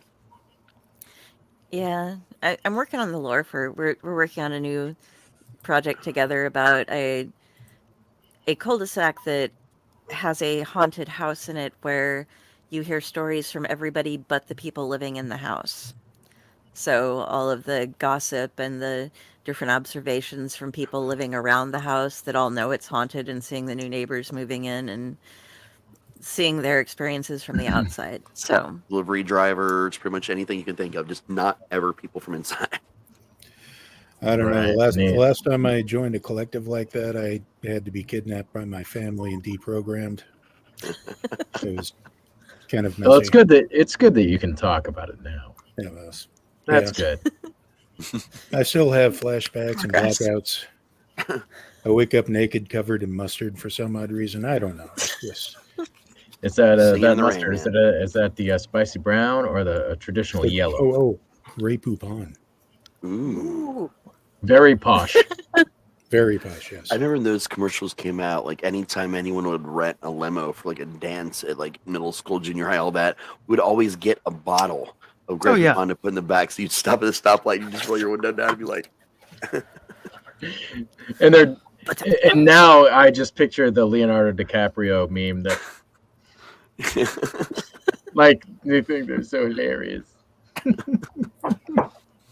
Give some Grey Poupon. we No, were all mine's witty as brown fuck like at the time. everybody else. Yeah. all right. So who would like to hop in and be the next storyteller? Bueller. I can go. That's fine. So Oh, All right. hold on 1 second. We're gonna add Tom Dog in. oh, nice. Hey, what's up, Hey, man? how's it going, everybody?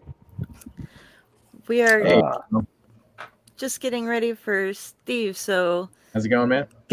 I'm doing pretty good. How about you? Doing good. Good to see That's you. good. Good seeing you too, Raz. Happy birthday week. Thanks, man. all right, everyone, get ready to mute. We're going into Steve Van Samson. I think I heard it that time. Okay, so this story is this is a brand new one. It is pretty short. It is I usually write, even my short stories are usually about 3 times as long as this one. This one's like pretty short. It has not been read by me anywhere. It has not been published, so it's just at this point a thing I wrote. And happy birthday, Raz! Hope you like it. I hope you like classic cars, because if you do, then this will be even more for you. If not, then maybe somebody does. I don't know. This is Dusk Blue Camaro. Dawn was watching the dirt road with a mixture of nostalgia and dread. It had been almost 15 years since she'd last been this close to her grandfather's house, and all sorts of nerves and forgotten memories were bubbling to the surface. Well, the passenger's voice rumbled with the harsh texture of the road. This is fun. Oh, it's the best, Dawn rattled back. You know, when I was little, this road felt like it was 100 miles long. I wish they would just pave the thing.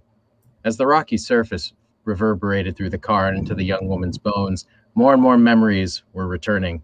To make it less terrible, my dad and I used to do dueling Vaders. In the passenger seat, Maeve looked confused.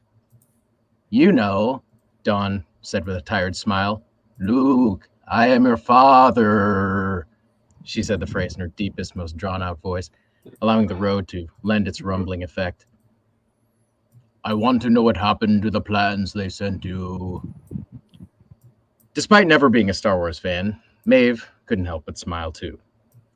Just ahead was the last house on Gentle Rain Drive, the one that, according to Dawn's lawyers, belonged to her now. The mailbox stood at an angle from the ground, but was otherwise just as she remembered it.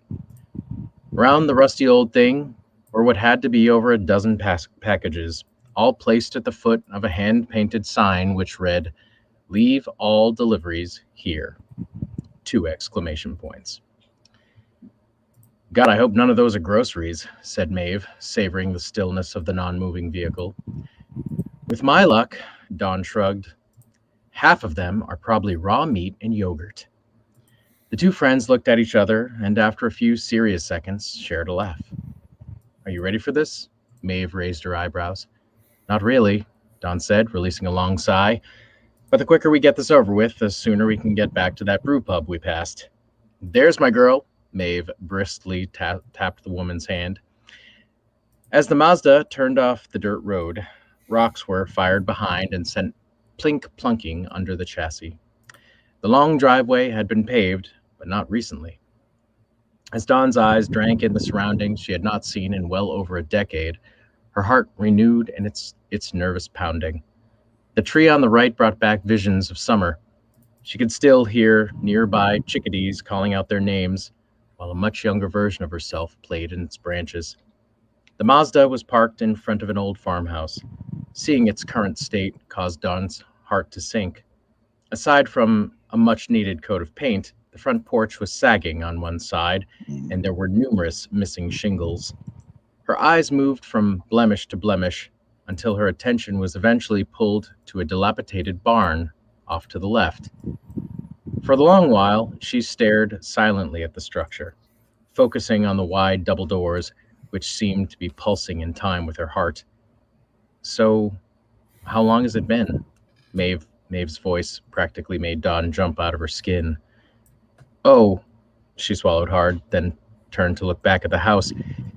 15 years. That was the last time I spent any time here.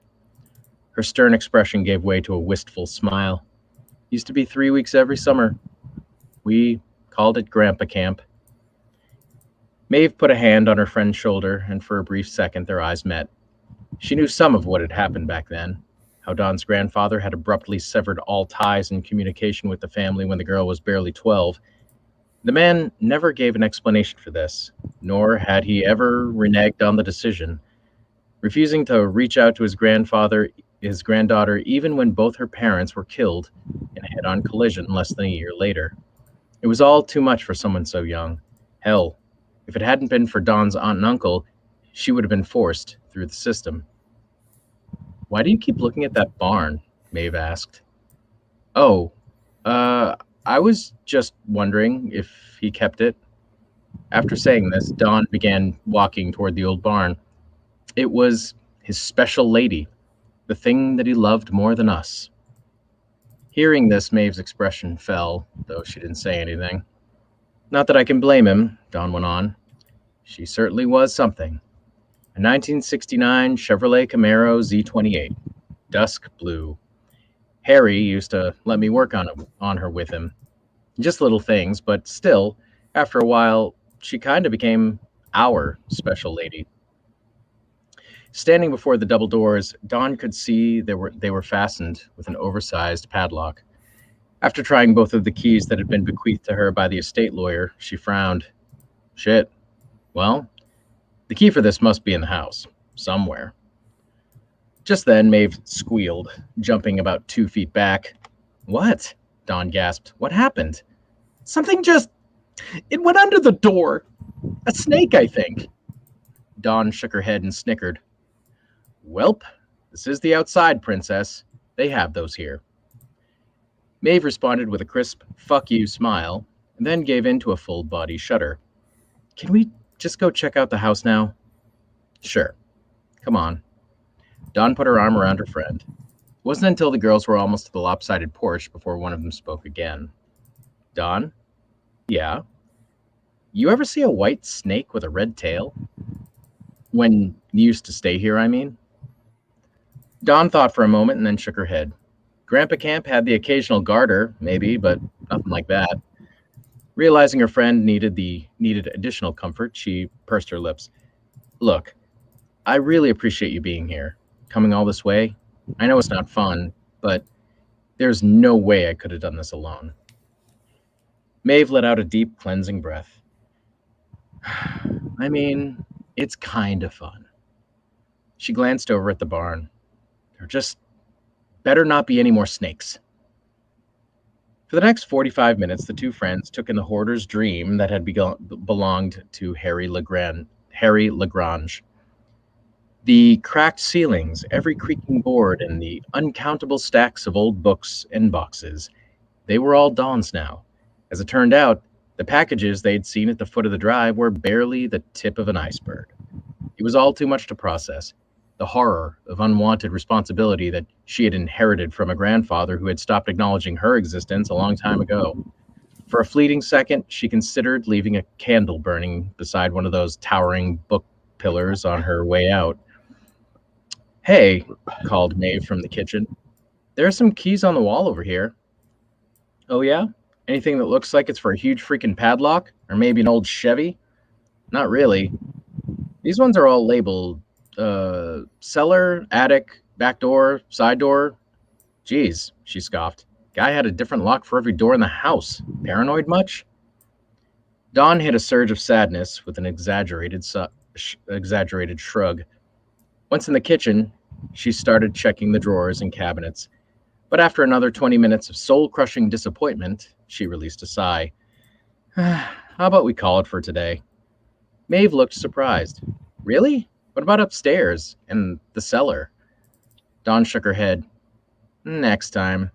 I just want to peek at the backyard and we can go.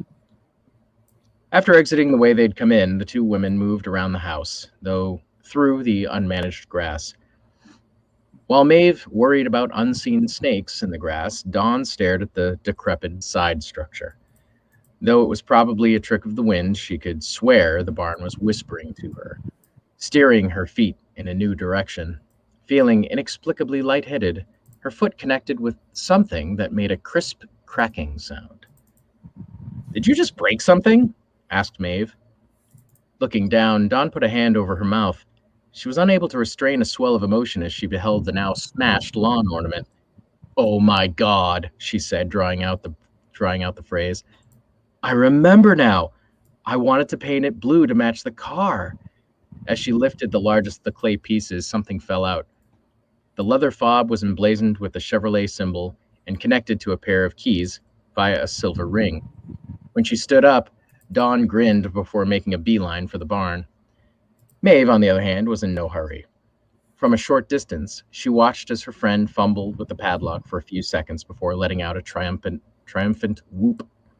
After that, the doors were thrown wide open and the woman disappeared inside. For a series of slowly taken steps, Maeve just listened, waiting to hear some sign of what had been found within. She couldn't have said why she was so nervous. That gross white snake with a red tail was certainly playing a part, but there was more to it.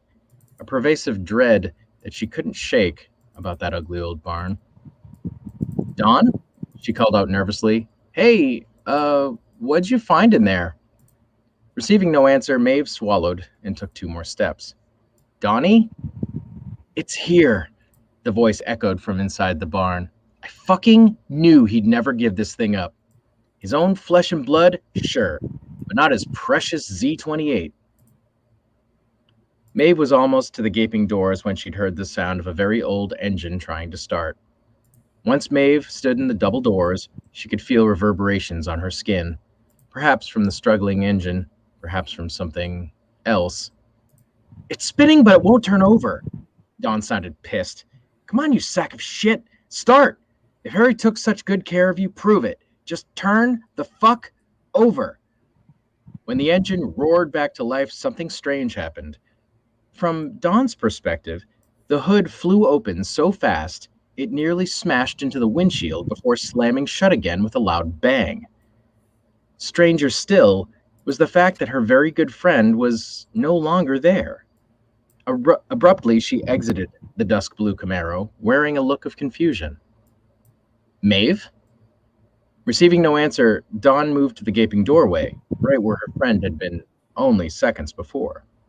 Confounded, she looked up and down Harry's property, but there was nobody. Maeve! Dawn called out louder this time, but the result was no different. With a hand on her forehead, she turned back to the still-running Z28. What she saw caused her breath to freeze in her lungs. There was a foot and part of a leg sticking out of the car's hood. An unlikely place for a limb, made worse by the fact that it was wrapped in what looked like the tails of numerous snakes. They were hideous, glistening like a mass of wet intestines, and except for the last 6 inches, every one of them was a sickening milky color. Dawn's breath returned in great heaves as she shot forward, but when she threw open the hood, what she found was too horrible to describe. Aside from the folded, half-swallowed remains of her best friend, something else had taken up residence in the Camaro, something outside of basic human comprehension. With the force of a shotgun blast, a mass of pale, red-tipped tentacles shot up and coiled around her throat. As tears flowed, she waited for the end, but the thing under the hood did not squeeze. In that terrible moment, as otherworldly whispers filled her up, Dawn understood that she had been wrong about one thing for a very long time. As it happened, Harry Lagrange had loved his granddaughter more than anything. He had simply needed to keep her away, to protect her from the indescribable burden that had turned their special lady into a nest. That's it. The end. Bravo, sir. Kind of gruesome. Yeah. That was My favorite part was the amazing. one raised eyebrow and just a strange place for a limb. I mean, I am truly honored that you read that today, man. Seriously, that was an amazing story. Thank you so Oh, much. awesome. No, my pleasure. I'm glad you liked it, man. Very cool. Thank you. Claps from Shannon. Hey, Shannon. Thank you. I'll bow. Thank you, Shannon. I remember when Z28s were like everywhere well, probably not that level of a one, but James, do you remember the Fremont days when everybody was driving their Camaros and it was like all the cool kids had Camaros? I had a Mustang, but it was like a modern Mustang, so I wasn't cool. So I very much appreciate classic cars. I know jack shit about cars. I can do like an oil change. I can change my tire, like simple stuff. But man, I like looking at classic cars quite a bit. Actually, I go to a lot of car shows because we promote at a lot of car shows for the Haunt too. So I kind of use that as an excuse to go in and look at all the cars. I'm really not like a big car guy per se, but I wrote that story for my wife, and she's a big car fan, and that was her favorite classic car always and stuff. So I just wanted to at some point do a story like about the Z28. But it was it it was written for an open call that needed it to be really, really short. So I was really striving for that 2,000 word limit. So yeah, I don't know. I still haven't heard back, but I don't know. I'm throwing caution into the wind by reading it tonight. I don't know. I don't think it's gonna happen. I think it was good. But I'm glad you did. Shannon, yeah, you had the Mustang. Did you have a good Mustang though, or were you like me and had I had an '89 Mustang, so it didn't count. You know, did you have the nice old like '63, '64 Mustang? I had an '83 Chevy Cavalier, with a hatchback. Hell yeah, man. When I was growing up, my dad had an all-white, white interior, white-walled tires, a 51 Chevy that he restored himself. And he said, son, this is going to be your car someday. Then, of course, we fell on hard times, and that thing was the first thing in the household to go. I had a great love for like the '68, '69 Impalas. And somebody owns an Impala because if they own one of them, they own 7 of them that are on various states of being taken apart to put into the other one of them that they actually drive once a month when they get kind of like the Harley people with like everything on the porch. Oh, I gotta fix the Harley again. What? Not that I'm saying anything's wrong with Harleys, but they always tinker. Oh yeah, you got to tinker. Yeah. 66 hardtop, pale blue with white. Now, my ultimate favorite car that I ever owned was a 1989 Ford Festiva. Ooh, the micro minivan, I called it. My friends called it the hamster mobile because the engine seemed like it was just a hamster on a wheel. That thing, oh my gosh, you can like go forever on $5 worth of gas. Oh yeah. And it had room in there, just not in the back seat. Right. But it just, I drove that thing into the ground literally because it just, the tires were cheap because they're really small, and it went on forever. I went on so many road trips on that thing that the engine just literally just quit, started billowing black smoke. The timing belt just was shot. I had to sell her for scrap. Yeah. Oh, that's heartbreaking. That sucks. Yeah. It was would you say 89 Ford Festiva? Yeah. Yes. Oh, what color was it? It was red. Red. Crimson red. Tinkering. Blood. That's just so they can keep touching them and not be weird. I like that. I like to tinker. Oh yeah, I remember these things. 100%. Oh my god, yeah. 100%. Yeah, it's absolutely. That is so funny. Fun that fact. Is such it looks like an Autobot shoe. Yes, it does. It's like it's actually still respectable. Step up from the look of those smart cars, because the first time I saw a smart car, I thought, "Where's the rest of it?" Yeah, it looked like a Transformers roller skate. Yeah, pretty much. Yeah, I totally get it. Until a couple of years ago, I was driving a Mini. Mm-hmm. Oh, bigger on the inside than it was on the outside. Yeah. Are they? Yeah. Papa, whenever we drive around, he'd be like, "I want one of those." He's developed a thing for minis, and for the newer Bugs Volkswagen Bugs when they came out. He thought they were just awesome. It was fun. I've been fascinated by them. I was in a test drive once, and I'm not like exceptionally tall or anything. I'm only like a little over 6 foot, but I'm very wide. And I went to sit down in the seat, and like I'm in that seat, and like about a quarter of the seat next to it, and my knees, like the way they came up and hit it, like I couldn't even do the test drive. I just could not even do the test drive, so I'm not doing it. But I know now they make a lot better ones than when I looked at them before that are roomier that I can fit into. I've just I'm not tried it yet. Now the Dodge Omnis, I know my parents had a couple of those. That's like driving a go-kart. Your knees are up around your ears. Yeah, I had one of those too. Yeah. It's like, oh god. I will be right back, guys. I'll be right back. Okay. All right. Christ, I don't remember what year it was, but it was my first car was a Dodge Omni. Nice. I've had a Dodge Omni, which was tiny. I had a Plymouth Horizon, which was tiny, Yes. and a Mini. I've owned a couple of Neons in my time. Neons, yeah. I don't recommend it.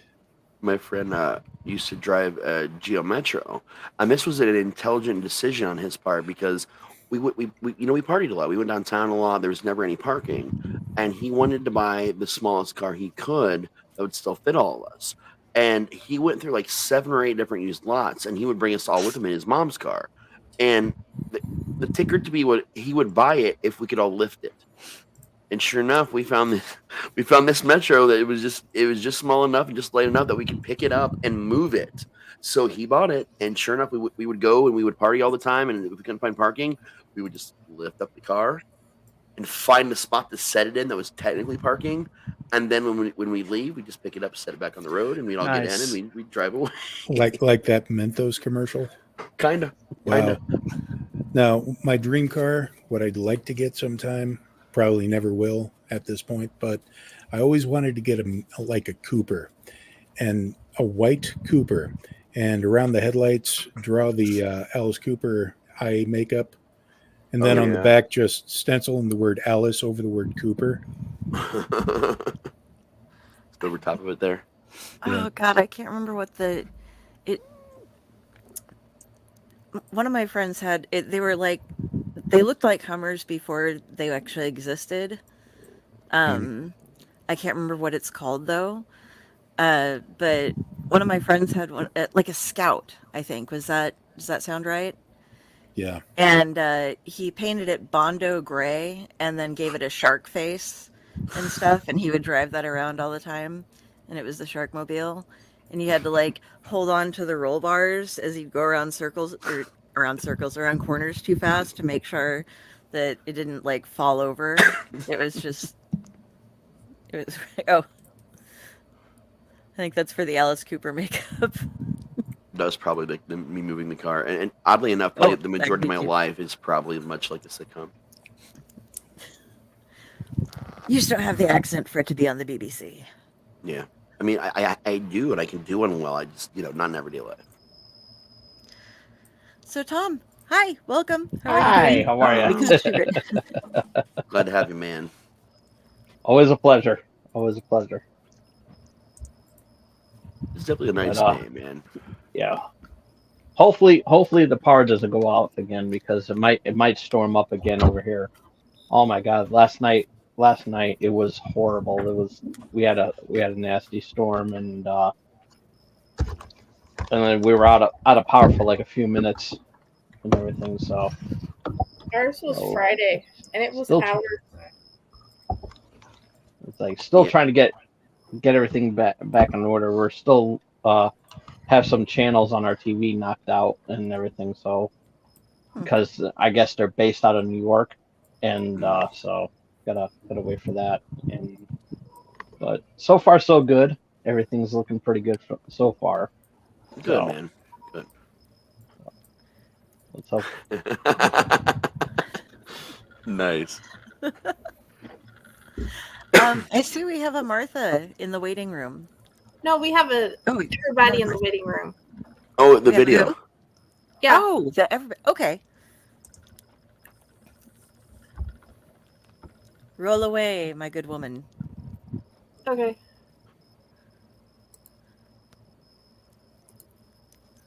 I don't know how to make it do that. Add the Happy stage. birthday, Raz. From me, from Hinata,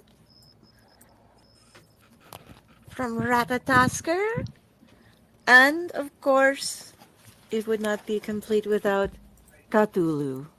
Have a great day, bro. I love you.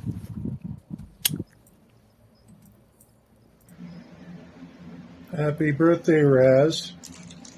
I'm going to sacrifice this pumpkin delight cookie in your honor.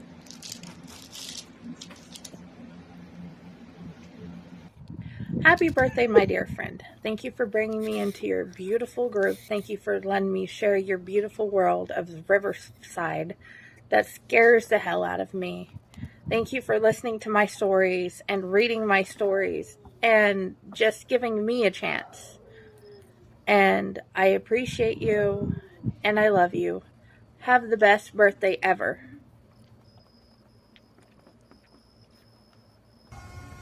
Happy birthday, Raz.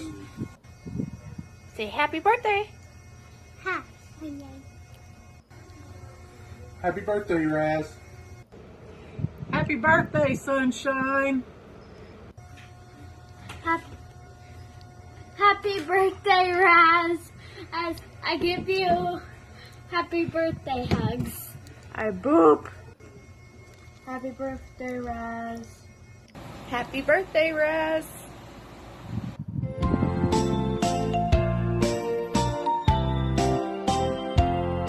Happy birthday, Raz. Happy birthday to you. Happy birthday, happy birthday, happy birthday, Raz.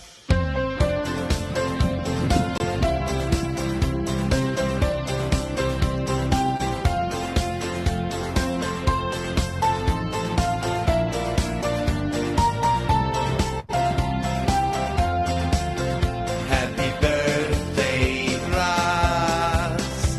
Happy birthday to you. Happy birthday, happy birthday, happy birthday, Raz.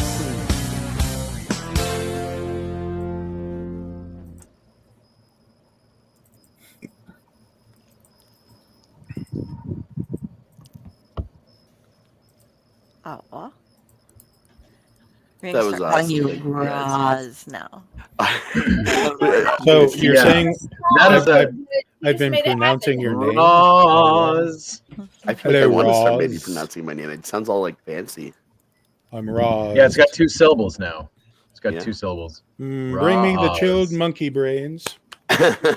Roz. Roz. Thank you for putting that together. That was Where so amazing. is that man? And something I didn't notice, the thing from John for Slurback Graphics, he actually gave me a free, oh my God, my brain just died on itself. Free commission. So anything I want, like art-wise, he's going to make me something and send it over to me. So I'm putting my thinking cap this week, and I'm come up with like the best thing I possibly can come up with. So it'll take me some time to pick the right thing. Gotta love John. He puts Oh, yeah. together some awesome stuff. Oh, yeah. I don't know. Yeah. Like, yeah, it's a competition, I think, sometimes to see what all can get in the artwork and like how, but if you can cut through the artwork. I'm not going to cut through the artwork. No, cut through the artwork. It's my throwaway artwork. Screw you. That's better than anything I could do. I got another package from him because when we did our giant unwrapping with like the million boxes we all unwrapped together, I won the Dirty Comics, which was the one that the time where Superman almost films a porno. There's that episode, and there's the one with the sex scene. I think it's an Avengers thing. I'll have to look up see which one it was here in a minute, but it was an Avengers thing. But in that, he sent me a bunch of. I think I got the Nun. There's a couple different horror things aren't there. I'll have to get them out here soon and show them you guys. But yeah, all new horror art from John. That was awesome. That rocks. John is really good at throwing, just like not throwing things to you. Like what he's just like, oh, I just threw this together. It's like it's almost like Derek being just like, oh, I just stuck that in a little envelope for you. You know, got a bunch of stuff here. It's like you're just laying around the house. Well, if we are ready for our next story, I think I'm going to go ahead and get mine over with. Okay. This was actually my attempt a couple years ago at middle grade horror. I read a lot of horror for a lot of different ages. I've got the kids book now, teaching kids about spooky things. So this was something that I've always wanted to do, and I'm thinking about doing more of in the future. I think I took the R.L. Stine masterclass right before I wrote this to kind of see where things needed to be, to interest readers. Because what I didn't want to make a kid feel talked down to, and that's the big thing he talks about is don't make people feel talked down to when they're reading, especially kids, because they'll literally grab it and just throw it right out the window. They don't care. So I actually got to test this with some middle schoolers in Nebraska. Actually, a friend of mine, a very close friend of mine, Jessica's a teacher. It went down very, very well. So I ended up including it in the Riverside Chronicles collection that I just released early this year. So like everything, all right. This is based. A lot of it is based on a very real place and a series of events that happened in my hometown where I grew up in, Riverside, Ohio. It's the basis of everything I do is my town and my weird experiences and things that have happened there. So this one is called Jimmy's Toys. When I was growing up, we had an amazing toy store in our town. It resembled a medieval castle with multiple floors, and it took up an enormous portion of a nearby strip mall. You wouldn't find national toy brands like Mattel or Fisher-Price there, though. Instead, they catered largely to independent toy companies you've likely never heard of and local craftsmen. The toys they had were every bit as interesting as the store itself. There were wooden toys of all kinds, handmade dolls, puzzles, board games, and even an entire floor dedicated to miniatures and model trains. The most important feature of the store was what they referred to as the treasure room. The treasure room was so important because it was tied to a special event in Jimmy's Toys. If your parents signed you up for their birthday club, you would receive an invitation in the mail to visit it. It was always a card wishing you a happy birthday from King Jimmy, and it contained an invitation to the treasure room and a small metal key taped inside. Your parents would take you to the store to present your invitation, and you would be ushered down to the basement level to pick out a free toy. The key added another level to the event entirely. Each key had a chance to unlock a vast treasure chest in the middle of the room. I had no idea what was inside of that chest, nor did anyone I knew personally. There were a lot of rumors, but whatever was inside of it had to be worth a fortune. The downside of the birthday club is that it only lasted until you were 12. In some ways, I guess that makes sense. Teenagers go through a lot of changes and appreciate the magic of the world around them a little less, but it still bummed me out. I dreaded my last trip to the glorious treasure room, knowing that it would be my last. Our little town was booming, and there was fresh faces everywhere you looked. Many of the people you knew seemed to disappear overnight. Living so close to an Air Force base, that kind of thing was expected. But the older I got, I don't know, I guess the more it bothered me. My little world was changing rapidly, and soon my last vestige of childhood, the treasure room at Jimmy's Toys, would disappear along with it. The dreaded day finally came when I received my birthday card, invitation, and the key from King Jimmy. With a reluctant sigh, my mother swept me away for one last magical expedition. She knew how upset I'd been, so she made it extra special that year. We got lunch at McDonald's beforehand, and she told me we'd go to the local dairy a couple towns over for ice cream after. That did a lot to lift my spirits, but something in the back of my mind kept me from enjoying it as much as I should have. I descended the steps into the treasure room slowly, wanting to memorize every detail so I could remember it forever. I wandered around that room with its castle wallpaper and red velvet curtains. For so long, both my mother and the staff were becoming impatient. Not wanting to push my luck, I chose a wooden marionette crafted to look like a court jester. It seemed like a fitting parting gift. They urged me towards the giant treasure chest in the center of the room and presented my key to the staff member. She pressed a button on top of the chest, and the sound of trumpets momentarily filled the room from unseen speakers. I was in shock when the key turned. A series of clicks sounded in the now silent space. I couldn't believe it when I saw the chest lid finally open. Inside the giant chest was an open space with a ladder that descended into a golden glowing light. It was only large enough for me to fit into, and the staff member explained it was an experience just for children, and my mother would have to wait for my return. They promised her that it would only last about 20 minutes, so she let me go. I jumped inside that chest as quick as I could and climbed down that ladder.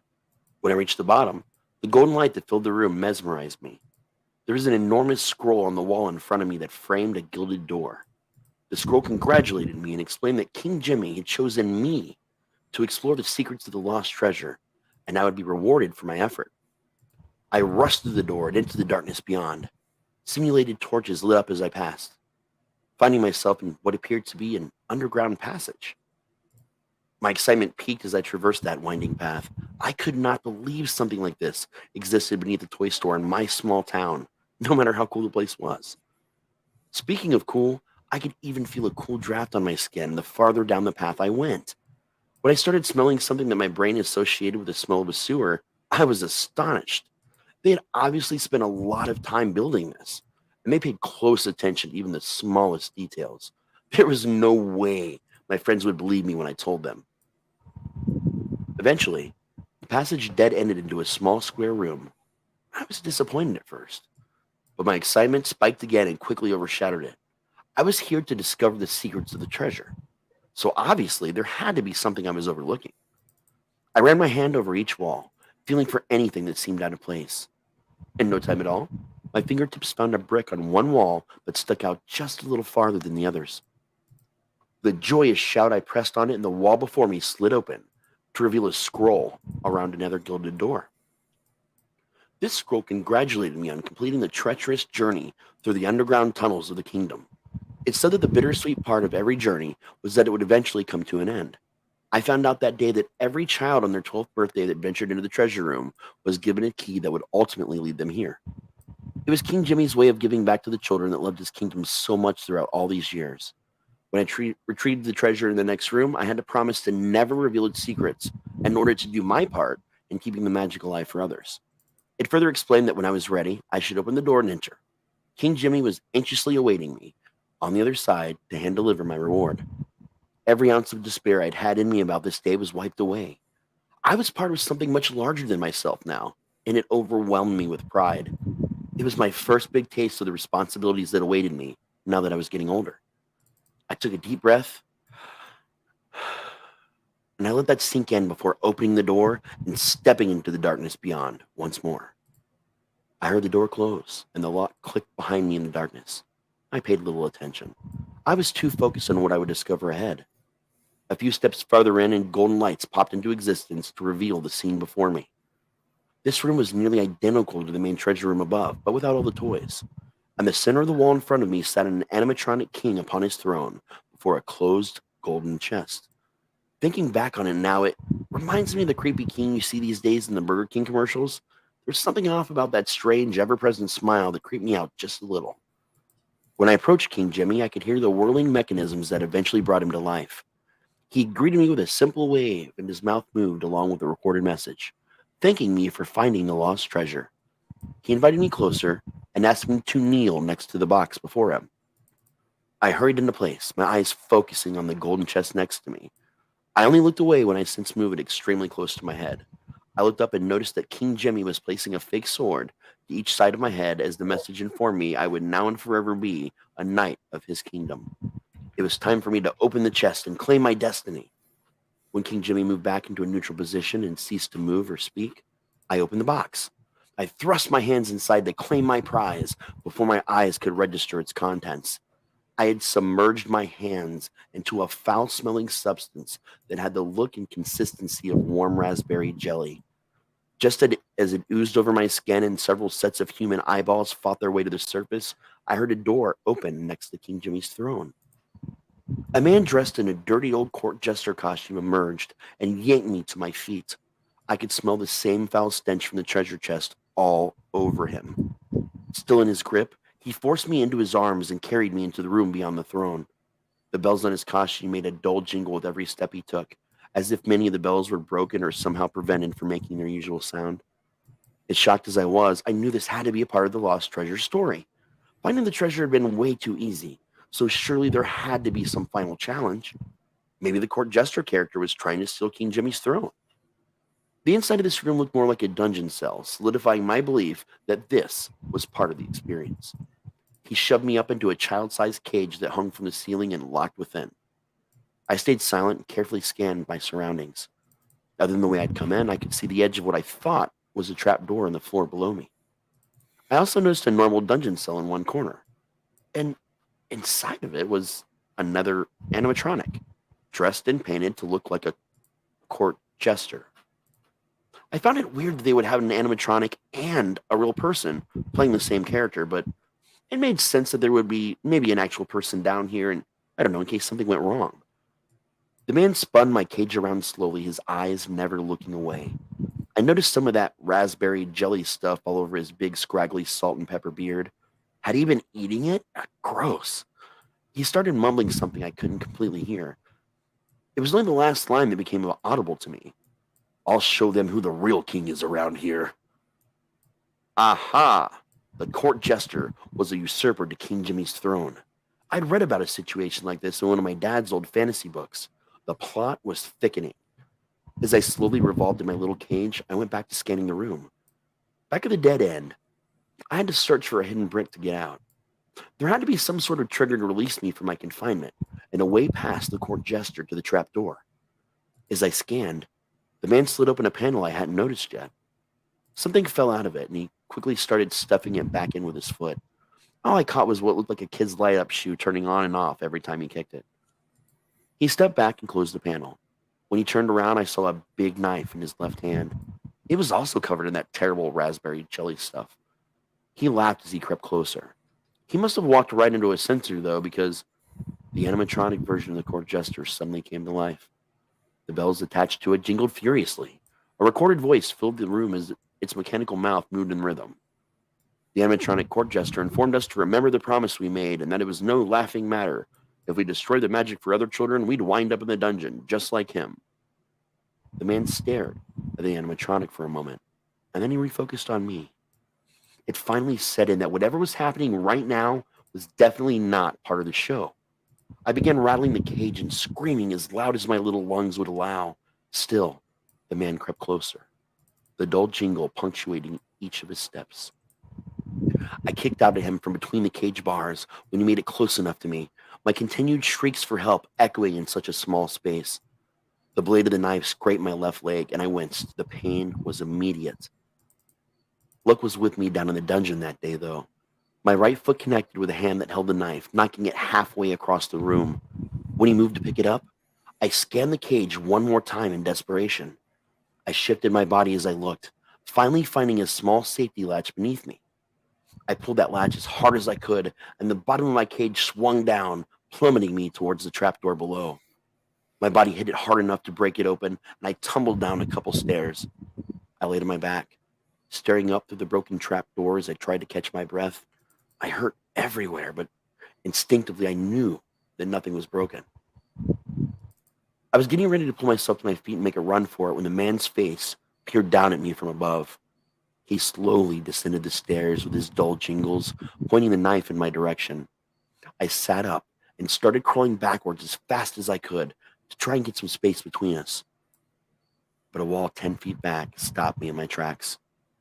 Just as the man moved to hover over me and bring that knife down, a police officer burst through the door I hadn't noticed was next to me. He tackled the deranged court jester to the ground and cuffed him with the help of another officer that ran in behind him. A third officer arrived in the room and carefully picked me up. He rushed me through another long and winding corridor, just like the one that had led me to the throne room to begin with, and out into the store itself, where the store manager was waiting next to my frantic mother.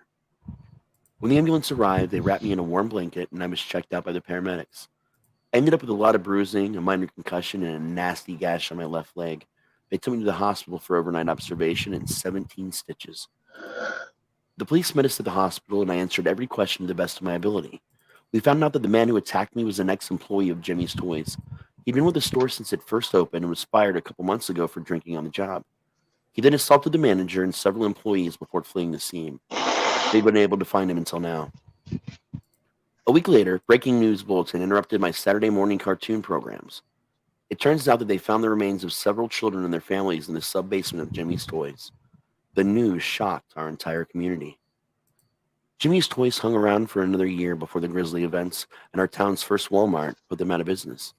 The entire strip mall went under shortly after. The story quickly became urban legend material.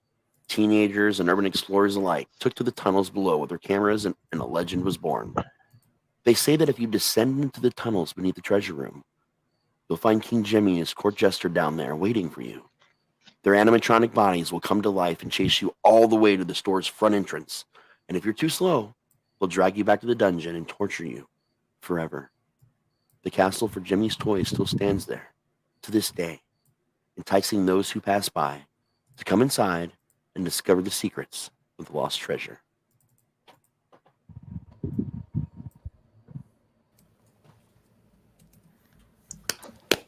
Same job. Thank you. Pukey. Awesome stuff, man. Great stuff. Wow. Thanks, That is one of my favorite stories of yours. And on that note, great story. Happy birthday, Raz. I need to call it a night now. It was All right, great man. seeing you guys again, and hopefully I'll have more stuff for the next Owlite. Hell yeah. So, All right. Good to see you as always, man. Thank you for being See you, here. man.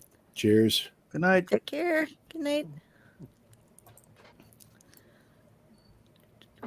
So I'm wondering, Raz, since everything's based in your hometown, what's the inspiration for that story? Is there an old Child World Castle store rotting in the corner over there on Fifth and Main, or what's up? No, that was an actual toy store. It was called Johnny's Toys, not Jimmy's Toys. They had the birthday club, the throne room, the whole thing. It was a real thing. And I always wondered what would happen because I never got lucky enough to actually, have the key that opened the treasure chest. I had no idea what was down there. I'm assuming there wasn't even an underground at all, but it's just something that I always thought in my brain as a child that that's what it would be like. And Wow. the area I live in is literally right next to Wright Pat Air Force Base, like the biggest Air Force base. So like I'm up against it, and it's a very weird town. Like people do disappear randomly, whether they're in the military and they leave overnight to get restationed, but some kids go missing there. It's something that happens. So it wasn't kind Wow. of out of the way for me as a kid to think that maybe that was the reason some kids didn't come back or whatever. I don't know. Right. Just all those weird things at once. And I never thought Oh. about writing this story until 2 years ago because someone just randomly brought it up and said, "Hey, did you guys know that Johnny's Toys turned into an electronics store?" And they still do the birthday club to this day. They just give you like thumb drives or something weird. But That's very cool. Yeah. It was very cool. Great stuff. And Shannon's like, oh, really? Oh dear. All right. Good night, Shannon. All right. Good night, Moon. Oh. Who would like to go next? I can. Okay. 1 second. Okay. Hi, I'm going to read, if it'll load. Sorry. There we go. Mom's passing. I could not stop for death, so he kindly stopped for me. We had been playing that Speedy Hedgehog game for over an hour or two, and we're heading into some mines. He started telling me about one of his human observations. Done it, work with me. I have found that if I dress the way your culture pictures me being dressed, it scares those I have come for. So I've started dressing in ways I believe will comfort the dead. Then I started bringing a loved one as well. I can understand that, but how did you decide a dark blue suit and tie would be comforting for me? I inquire. I'm still beyond curious why I'm able to see death at all. No, I like to dress this way. It seems professional for this country and era. I have not come here for you. As soon as George gets here, we will be leaving with your mother. I knew you would be able to see George. In her passing, there would be many other deaths in your life. I need you to be able to work with me with the living. None of the inhabitants of your father's house will understand or believe. So I'm helping a bit now. A robotic caterpillar jumped out of the ground and started attacking my character in response. I dropped the controller. Huh? Out of the wall, Papa George walks with a smile.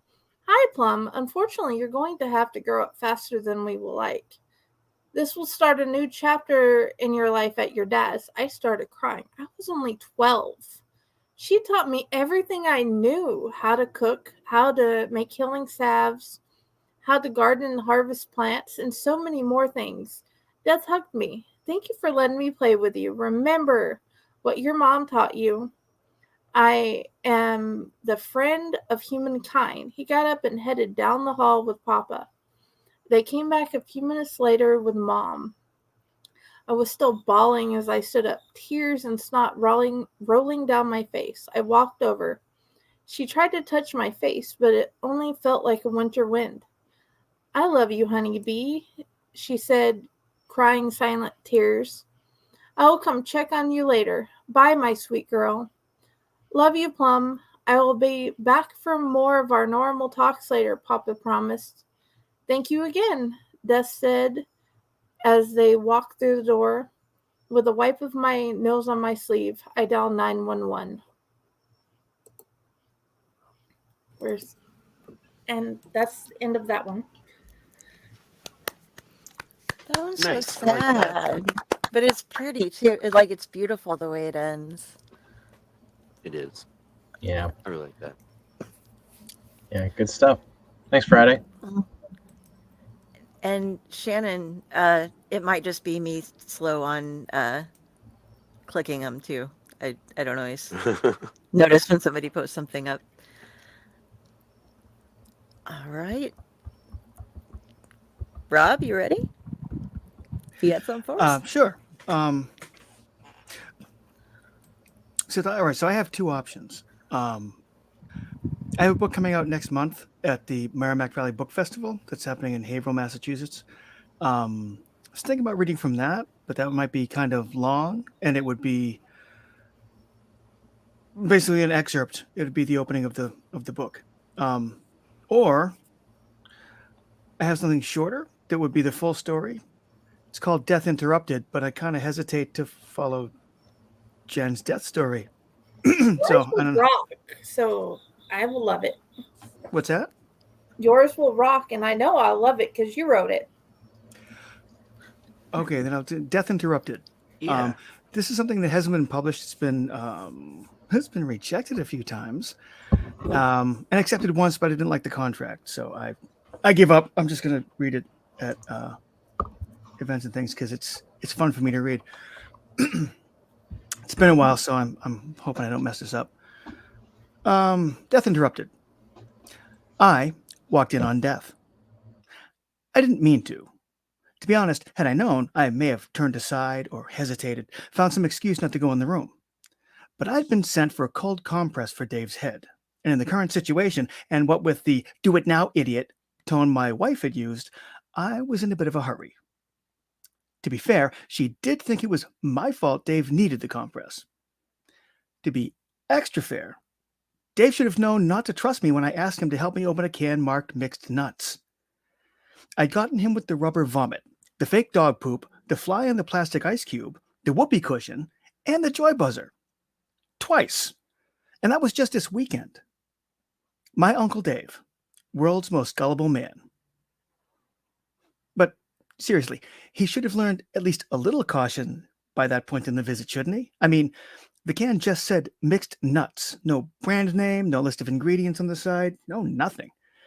He definitely shouldn't have been so surprised when the springy snake popped out of the can that he went over backward and thumped his head a good one on the floor like he did. That was just overreacting. But Lisa had used that tone, so I was hurrying. "Here you go," I said, bustling through the door. "This ought to..." Death sat by the bed. We both froze just for a second, making that awkward eye contact, or whatever you call it when one party doesn't actually have eyes, that tends to happen when you suddenly discover you're not as alone as you'd thought. We each looked away at the same moment, Death gazing out the window with uncomfortably false nonchalance, while I put my hand on my hip and held the other aloft, trying to remember the name of the thing I'd just carried into the room. "Compress," I shouted. "Beg pardon," Death said, quickly, as if I'd startled him by speaking, and in a voice that made Sir Ian McKellen sound just a little bit like Mickey Mouse. Compress," I repeated. "My wife sent me to fetch a compress for Dave's head, but I guess it's too, well..." Eye sockets filled with the deepest night stared at me from beneath the motionless black cowl as Death waited for me to say it, not helping me in the least. "Late?" I finished. We stared at each other again, me still holding the compress up like I was showing it off, Death holding Dave's fleshy hand casually in his bony one. Then a single came from the skull, a neat trick without a tongue, and the hood rotated smoothly as Death looked out the window again. "Well," he intoned, and if anyone ever had the pipes for intoning, this was the guy.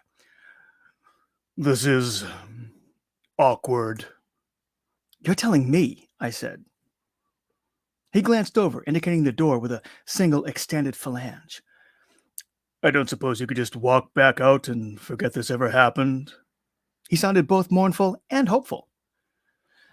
Not really the kind of thing you just forget. No, of course not. Silly of me to suggest it. So, I said. So, Death agreed. A few heartbeats passed in the silence. All of them mine, apparently. I pointed to Dave. Heart attack? Yes. I guess the snake in the can was a bit much then? Yes. We let the silence grow a while. Suddenly, Death burst out, Look, I'm not used to doing this in front of anyone. Not, visibly. It's a bit uncomfortable, you standing there with that compress and everything. Would you mind giving me a moment alone? I challenge you, I said. Death blinked. Well, not blinked as such, without having eyes or eyelids, but I got the sense for a moment he was trying to very hard. Beg pardon?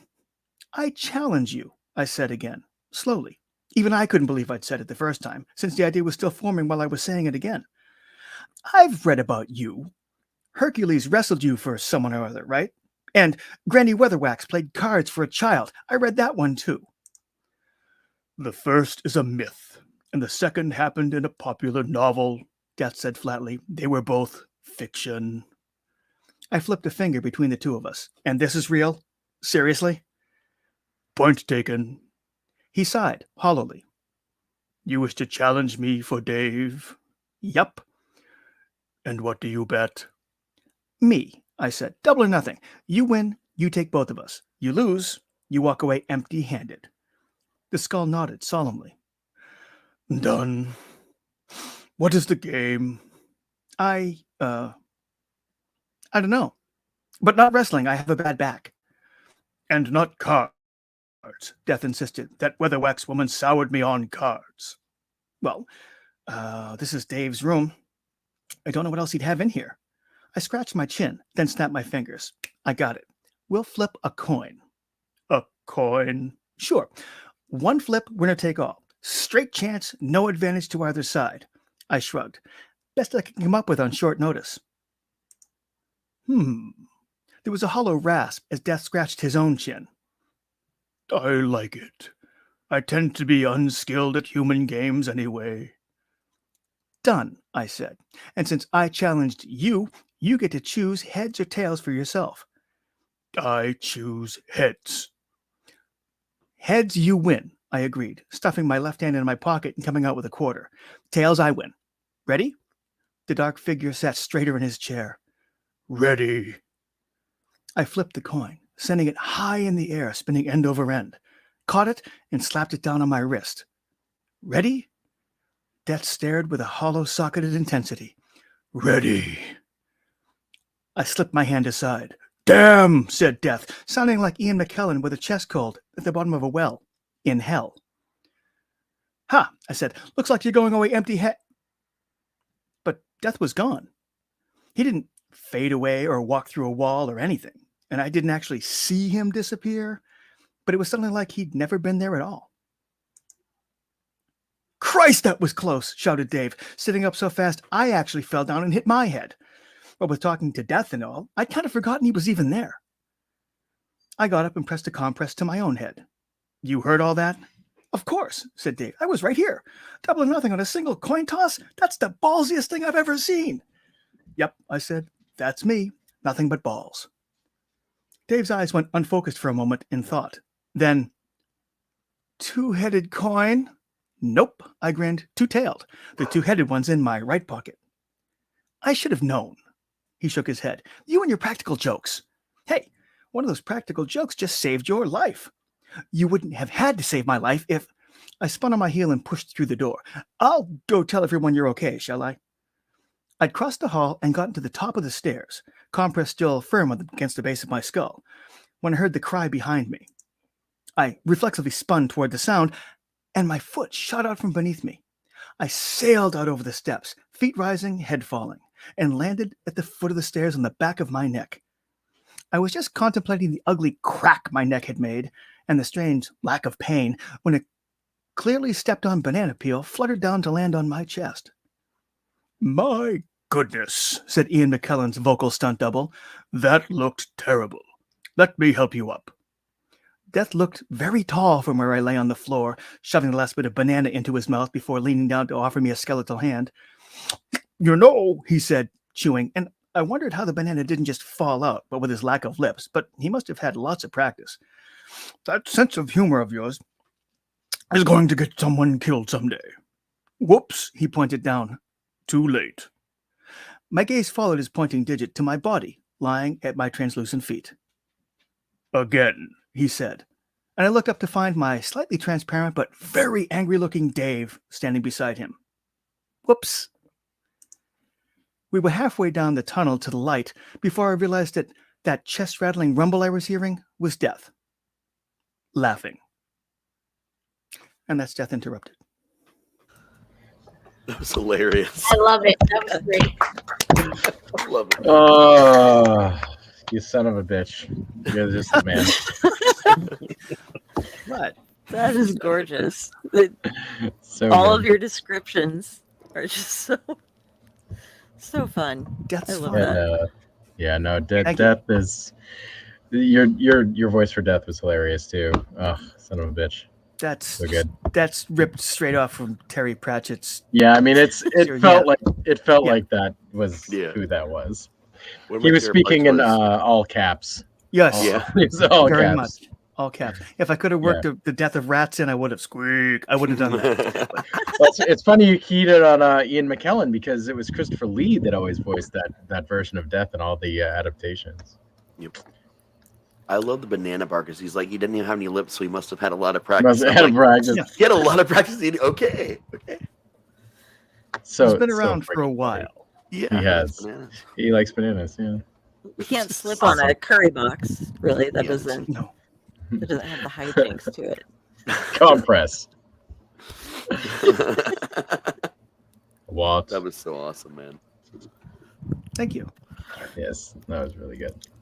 Oh, and Tom, we drug you in here, but did you have a story for tonight? Actually, or- I do. Nice. I have many of them. One of them being mostly based off of the nightmares I used to have when I was younger. The alien abduction one. I'm going to save that for the next time, but this is a really interesting one. This is when I had a nightmare that I experienced when I was working at my very first job at a department store. As soon as I turned 18. I love that job, but I was working layaway, and there was this and there was two different floors. The first floor that where the base layaway department was, where we had all the heavy stuff, the boxes and whatnot, anything that was lighter, like toys, video games, clothing, etc. There'll be another floor up above us, and it was also a secondary room for storage, to get stuff off for, like, let's say Christmas or something like that.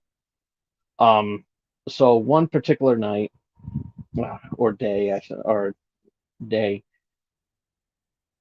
I was going upstairs organizing the layaway department, the layaway that was up there and everything, and cleaning, sweeping up in there and everything. And I noticed off to the corner on the storage area, there was this plastic statue.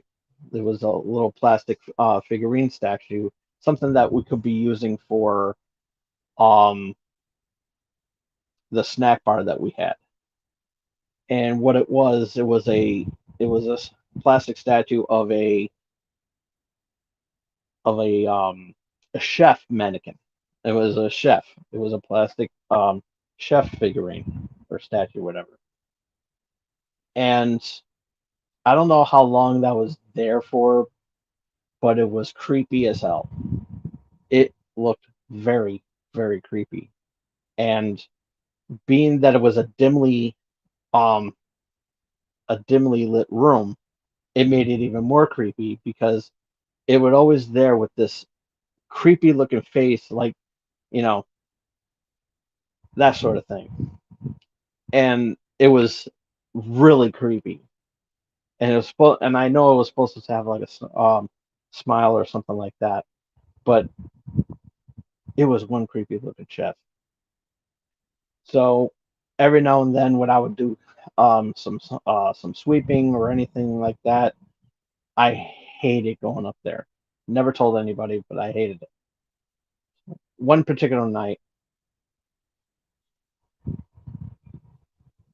it was storming and everything like that, and so it made my dream even more scary because I dreamt about that mannequin that night.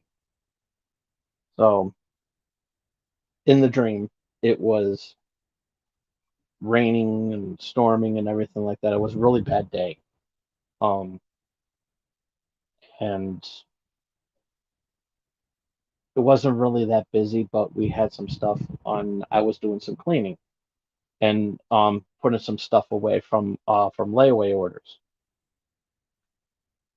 So I'm all by myself. All of a sudden, the light goes off. It's pitch black. Couldn't see anything. Didn't have a flashlight with me. Didn't have like any backup generators at that time. It was pitch black. Maybe like, and then off to the distance there was like one of those security lights, you know, that they had. Those were the only two that was shining. So couldn't really leave a light. But off in the distance, I'm seeing two red lights. Tiny red lights.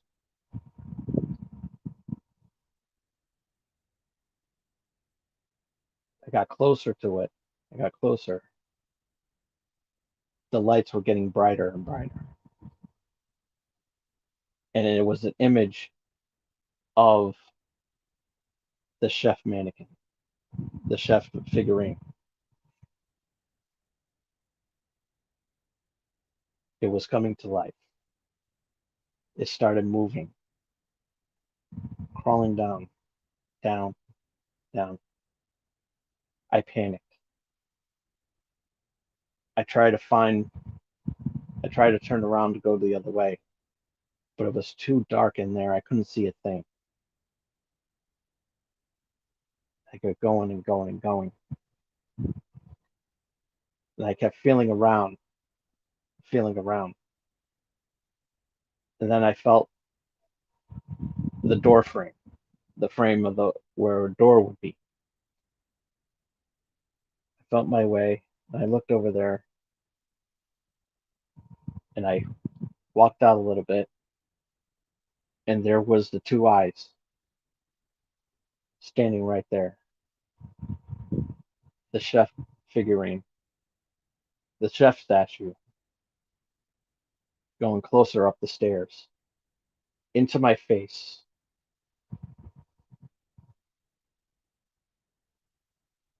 With a hatchet. Just about to swing at me. Lights go on. I wake up. Freaked out. That's all. Nice. You made me think of the old Happy Chefs. I don't know if you guys had those, but they had this huge statue of the chef, and when we were kids, we always had to go push the button, make him talk. It was like a little tiny one though. And it was like a stereotypical Italian chef looking kind of mannequin. It had like the Italian mustache and everything like that. It kind of looked like Super Mario in a way. Nice. My ex-wife And had there was like a set of them, I think, because like she had that one. She had one that looked like a maid, one that looked like a butler. I remember the butler one had his hand like this, but it had like the little roll where you could stick like the roll of toilet paper on top of it, and it just sat there and stared at you in the bathroom. Yeah. That was creepy, man. That it was yeah. That's cool that you guys both know what they are. Super weird. yeah. All right. Well, we've gone just a little over 2 hours, and we promised people we wouldn't keep them up too late since we've got a lot of East Coasters here. So, gonna go through real quick. Steve.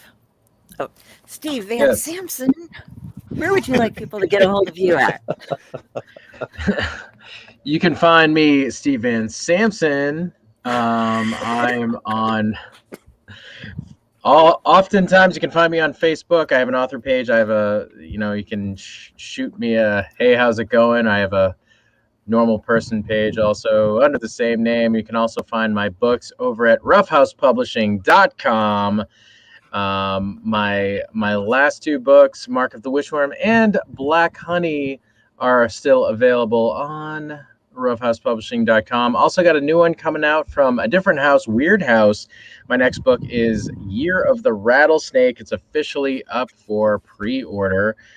Just the super deluxe mega hardcover edition is currently the only ones up there. There's more versions that are coming soon, and that is at weirdhousepress.com, I believe is the website. And that is a collection of weird Western horror stories that I'm very proud of as well.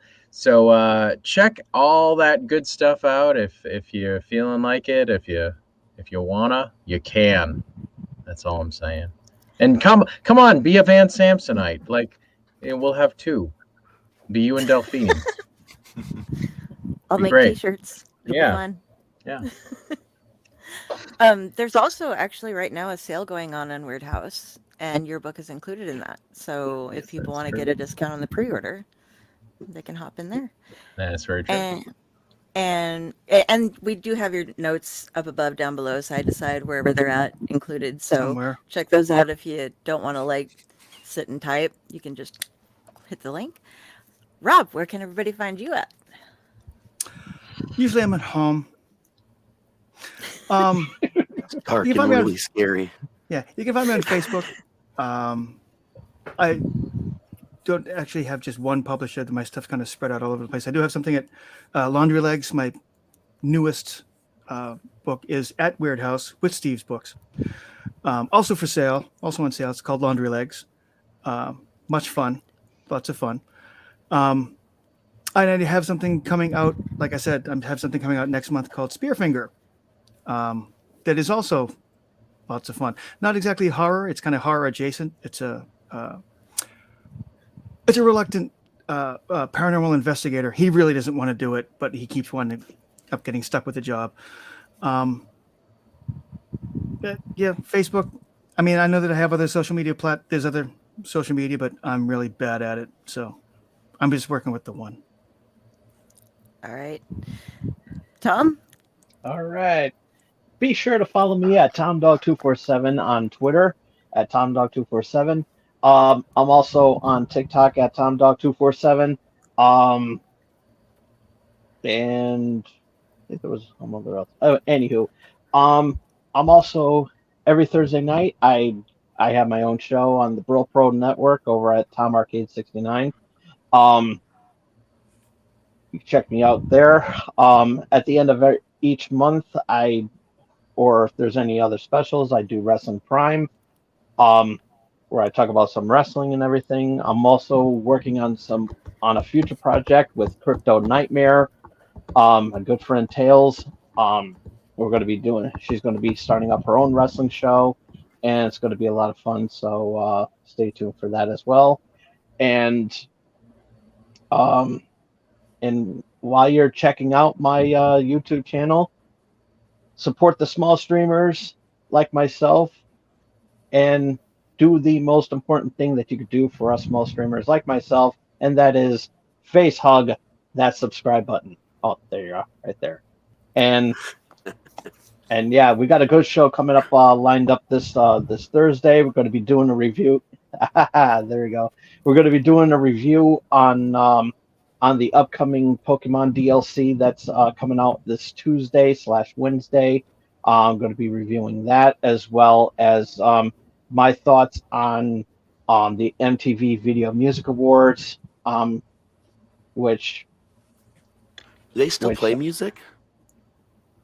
only once a year when they have the Video Music Awards. Fair enough. So, but one of my favorite crushes is getting the Video Vanguard Award tonight, that night, which is on a Tuesday. But Pokemon's more important than MTV. But yeah, I think Rob is really excited for the Pokemon. Rob loves his Pokemon, so he's very excited for that episode. The teal mask is coming out this week, so it's so Rob, if you have, Rob can't wait. He's on that. If you have Pokemon Scarlet and Violet, definitely it's going to be really great. So I'm going to be there. You go, awesome.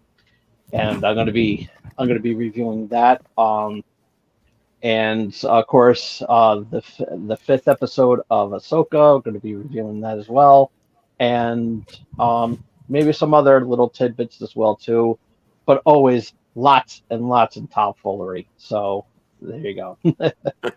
So tune in this Thursday. Going to be a lot of fun. All right, Argyle Friday. Find me at Friday with the Library in the Blue Box. Friday. My group is Friday Blues Disorganized Library, but I'm also on the Owlite Network on Faycore, and I'm helping with Delphine's page and Raz's page. So leave a message somewhere in all those places, and I'll get back to you. You can reach her on all of us. Because we can't social media either, Rob. We're lucky we have her.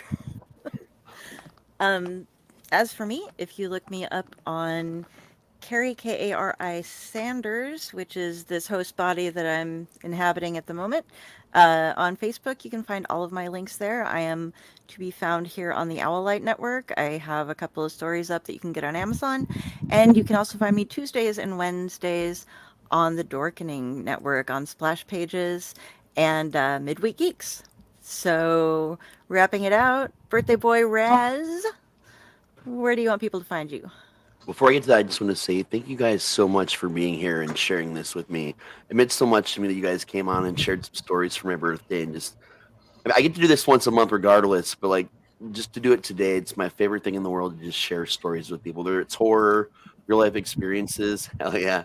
Just talking and getting to know other human beings and reestablishing that connection that we all lost after the pandemic. That's the entire point of my existence at this point, is just reestablishing that everywhere. Again, not an emotional person, man, but everybody's been ganging up on me these past couple of days, and I'm feeling it. So maybe I won't have to feel it again for another whole year. That'll be my excuse. So again, thank you guys. I love all of you. You can find me in the basement. You can, if you actually want to meet me in person, every weekend, Friday and Saturday night, down at Hell's Dungeon Haunted Attraction in Dayton, Ohio. I'm there Friday, Saturday from 8 p.m. to midnight. Literally, the rest of this month, all of October, and the first weekend of November. And in fact, if you show up and you mention my name, Rasty Slasher, and say the code phrase Owlite Freak Show, you'll get $3 off at the front door. So definitely come by and see me, spend some time with me and my freaks down in the show. It's about a 35, 40-minute walkthrough. And you can check us out, Hell's Dungeon, pretty much everywhere on all the social medias. Survive Hell's Dungeon. Of course, you can message that website, and it'll just be me talking to you anyway. But we do a lot of fun things there, and you guys are going to see a lot of cool promos for some walkthroughs I did this past weekend. So other than podcasting, the haunted attraction industry is the other thing I'm most passionate about, and storytelling, obviously. So I'd love to connect with you guys there. So definitely come down if you can, and if not, at least make sure you try and hit a haunted attraction somewhere near you. Just get out there and support the industry in general. So thank you guys. All right. Have a good night, everybody, and Happy thanks birthday, for joining Russ. us. Thanks, guys.